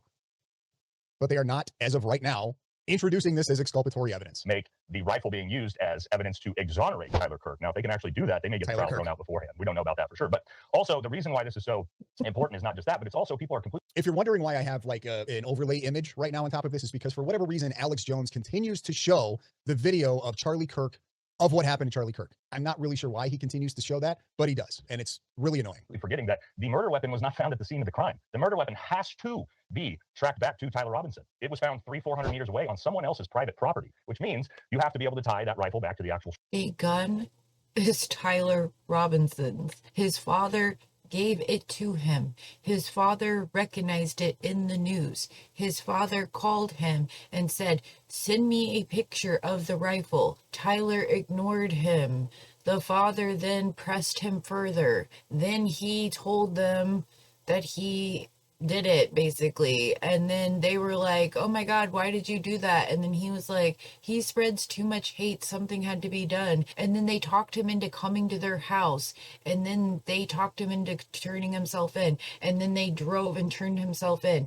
And then there's footage of the gun being with Tyler Robinson on the roof and going to the place in the woods where he put it. Then him trying to come back and get it. Then his DNA being on the gun and the towel that the gun was found in, and on the shell casings found, or on the shell casing that was spent, that was still in the gun because it's a bolt action, and on the casings in with the rest of the shells, the rest of the bullets in the gun. And then they found engraving tools in his apartment and target things in his apartment.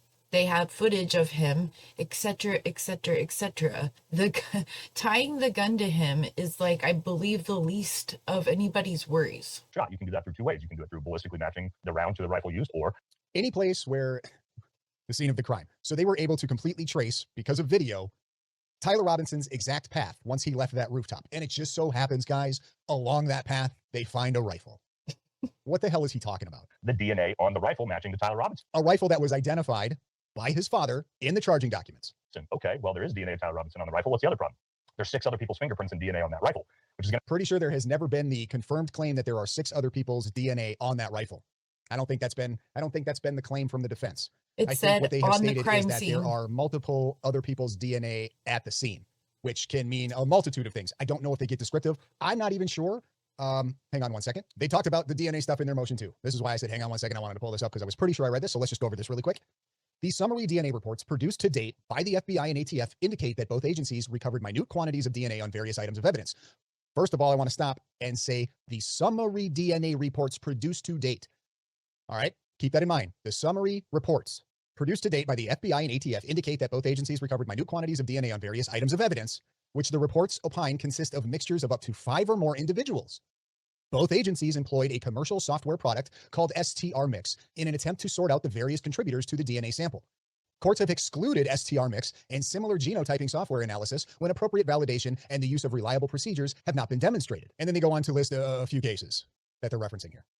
As these cases indicate, determining the number of contributors to a DNA mixture and determining whether the FBI and the ATF reliably applied validated and correct scientific procedures in conducting its STR-DNA analysis and its STR-Mix interpretations is a complicated process which requires the assistance of various types of experts, including forensic biologists, geneticists. Okay, so I just want to say too also that I guarantee you, and we haven't seen it yet, but I guarantee you that the state did its own testing too. Like the state has its own labs, so they can do their own testing just as much as they don't have to rely on the FBI. And I'm pretty sure that I read that they also took swabs for the state. So we haven't heard about any of that yet, but that's probably there too, somewhere, you know? System engineers, and statisticians, all of whom must review and evaluate the several categories of discovery requested in the defense's initial discovery request and in its March 25, 2026 informal discovery request. See Exhibit F. As that request documents, there are several areas of critical DNA discovery that have yet to be provided, including but not limited to validation studies and electronic data files from both agencies, and in the case file and protocols relating to the ATF's DNA analysis. In the attached declaration of the defense's retained forensic biologist, Dr. Libby Johnson, she indicates that, 1, I have been retained by attorney Michael Burton of the defense's retained forensic biologist, Dr. Libby Johnson. She indicates that, 1, I have been retained by attorney Michael Burt in the matter of State of Utah versus Tyler James Robinson, case blah, blah, blah, as an expert to review materials related to DNA testing in this case and consult with defense counsel. 2, there are 2 federal agencies testing DNA evidence in this case. I have received a large amount of discovery to date, and I expect to receive more discovery for some time to come. Additionally, I will be coordinating my review with other defense experts. 3, given the complexity of the case, the need to coordinate with other experts, and my existing schedule, it is my professional opinion that in order to perform a complete and reliable review, I will need approximately 6 months after all discovery material has been produced. 4, I have reviewed defense counsel's March 25, 2025 discovery request to the state and agree that the DNA material requested therein is necessary for my complete independent review of the FBI's and ATF's DNA laboratory. Okay, so they have received summary reports, and in nowhere do they clarify or state what and how much DNA has been found on what specifically. Now, I could be wrong. It's very possible that I'm wrong, but I have not seen, I've only heard other people say that, oh, there's 5 things of DNA on the rifle. I have not seen that actually stated by any official yet. Could be wrong. It was stated that there was 5 or 6 different DNA things on the scene, I believe in like a court hearing, if I remember correctly. But it doesn't matter. Like, that's not like, oh, that ends the entire case. Like, that's silly. Could have missed it. But I feel like they would have put that in their motion here. Maybe not.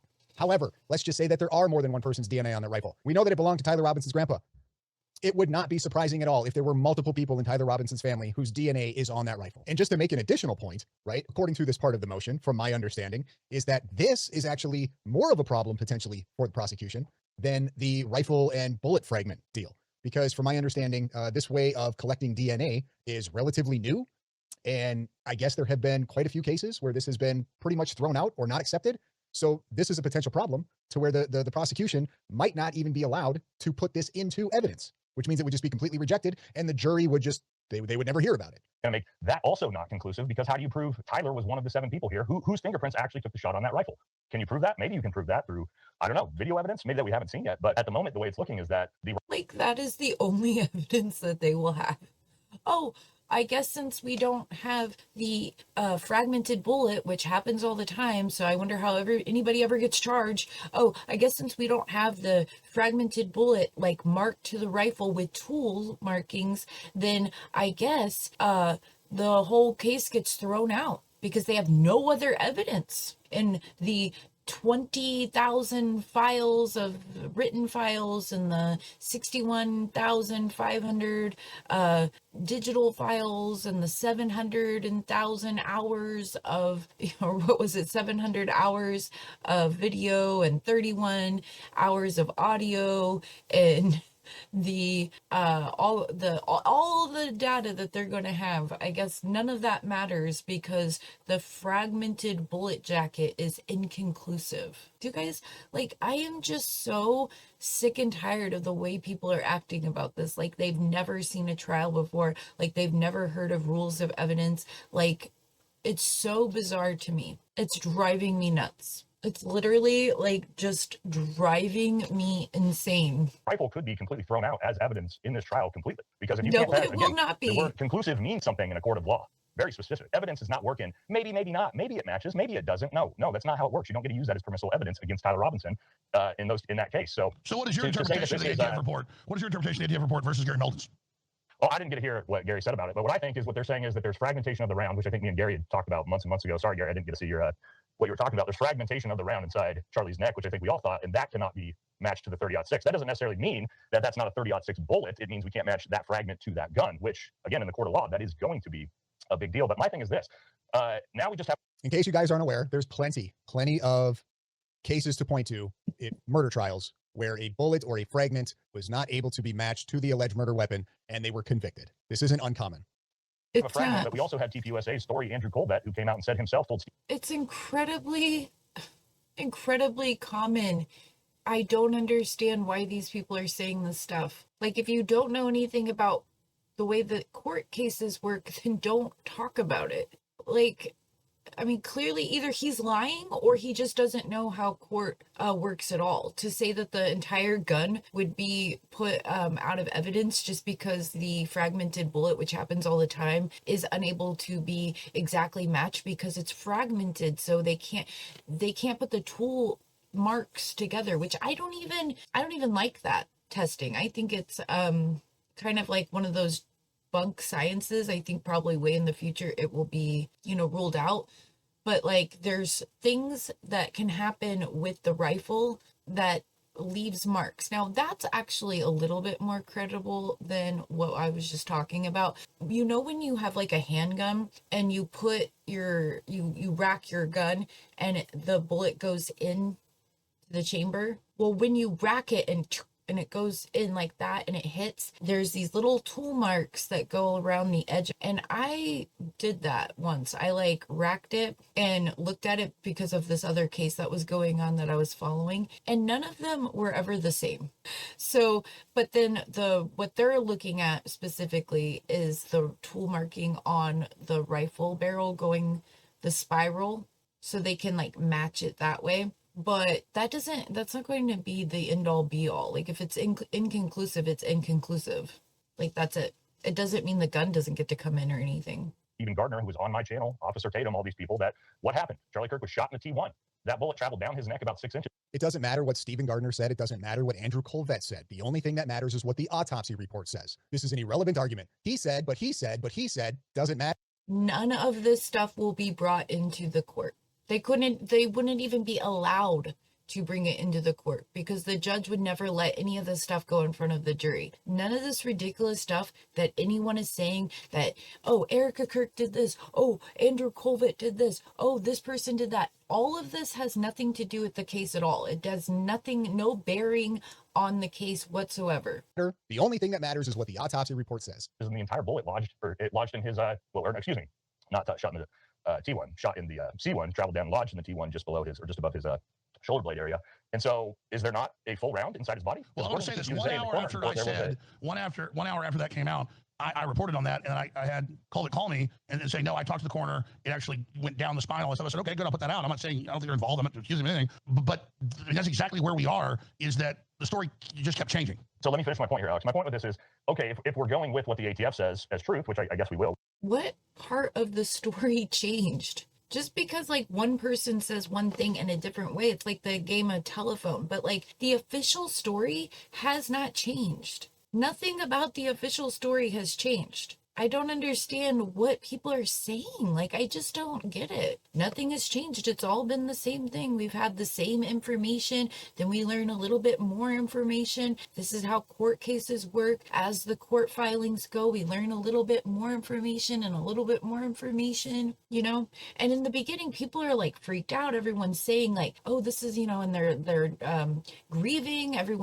We were all upset. The entire country was upset. Everything was crazy. People were trying to comfort others. People are trying to figure things out like quickly, you know what I mean? And then people remember things differently too. So you have to keep that in mind. Like everybody's memory of a thing isn't going to be exactly the same, you know? We have to at the moment. And there was just a small fragment that they could pick out of that 30-06 round that they couldn't match to that bullet. So you're telling me that a 30-06 round went in, hit the soft tissue. I have a question. We don't know how many bullets they have there. They sent one piece in for testing, or they probably sent in way more pieces in for testing. It's just that we've heard about this one test for a bullet jacket. We don't know how many tests that there is. Like, so you're saying things that you don't know.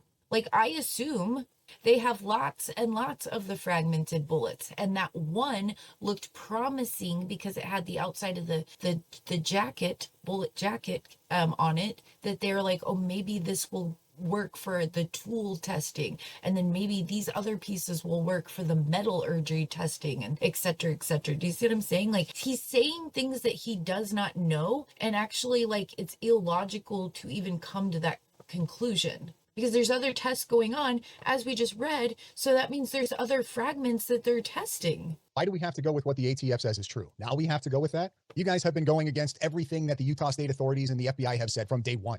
We can't believe them. They're lying. See, look, they're lying. They're falsifying information. There's this big grand conspiracy. But now all of a sudden, we have to go with what the ATF is saying. Charlie's neck and evaporated into basically dust, like a Frangeville round would. We'll talk more about that in a second. And just a tiny little fragment is all that's left, also creating no exit wound from a 30-06 from 140 meters. I mean, I know Gary will even have to admit that that's very, very, very unlikely to happen. And even with Frangeville rounds, I did see you mention Frangeville rounds, accelerator rounds, varmint rounds. We've tested them all ballistically. Between me, I keep interrupting this because I want to get my points across. I don't care. I'm sure there's going to be somebody, let him talk. I don't give a shit. I've gone through so many videos of Valhalla VFT. I've gone through so many points where he's either just completely misinformed, he has no idea what he's talking about, or he's lying. All right. I don't care. If you want to go listen to it, go over to InfoWars and listen to it. Here's a point that he has to know. He has to be aware of just how difficult of a procedure it is to pull out any type of fragments out of a human body. I can't imagine that's an easy process. This is from the National Institutes of Health.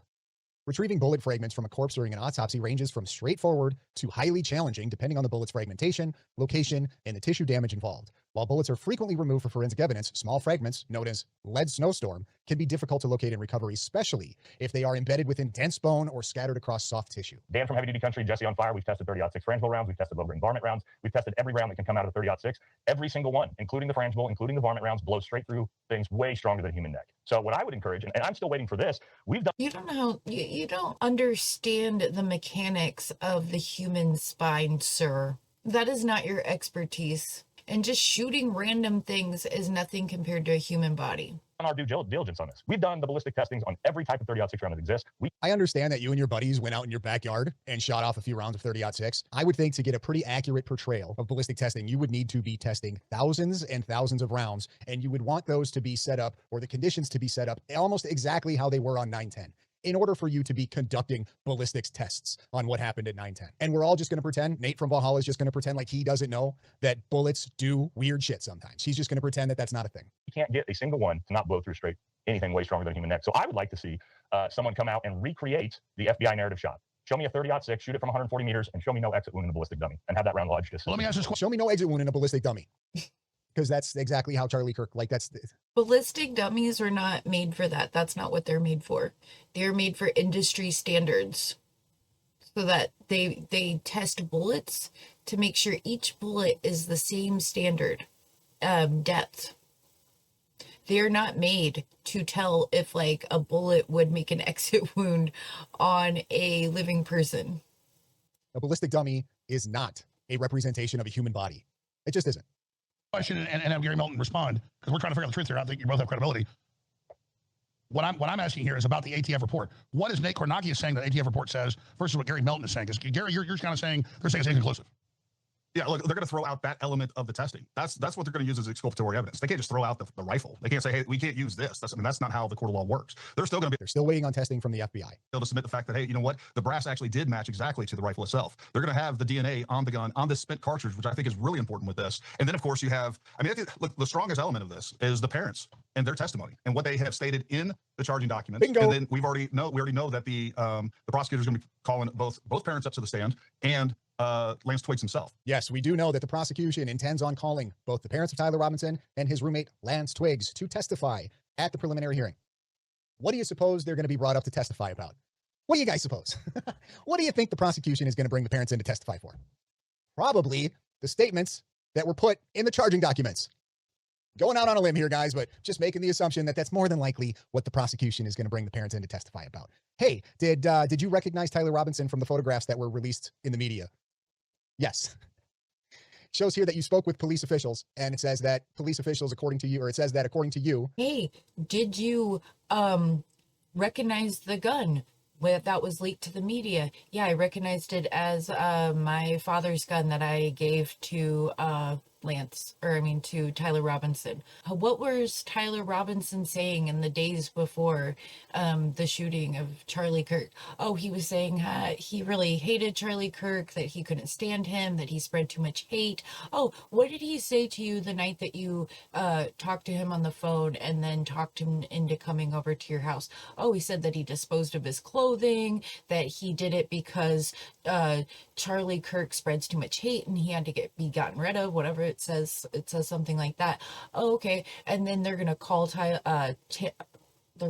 Lance Twiggs to the stage, and they're going to say, oh, did you find a handwritten note by Tyler Robinson in underneath the keyboard? Oh, yeah, I did. Okay. And then they have the picture because Lance Twiggs took a picture of it before he destroyed it. And then they're going to say, is this what you found? And they're going to read it where he says basically like, I had a chance to take out Charlie Kirk and I'm going to take it, whatever the note said.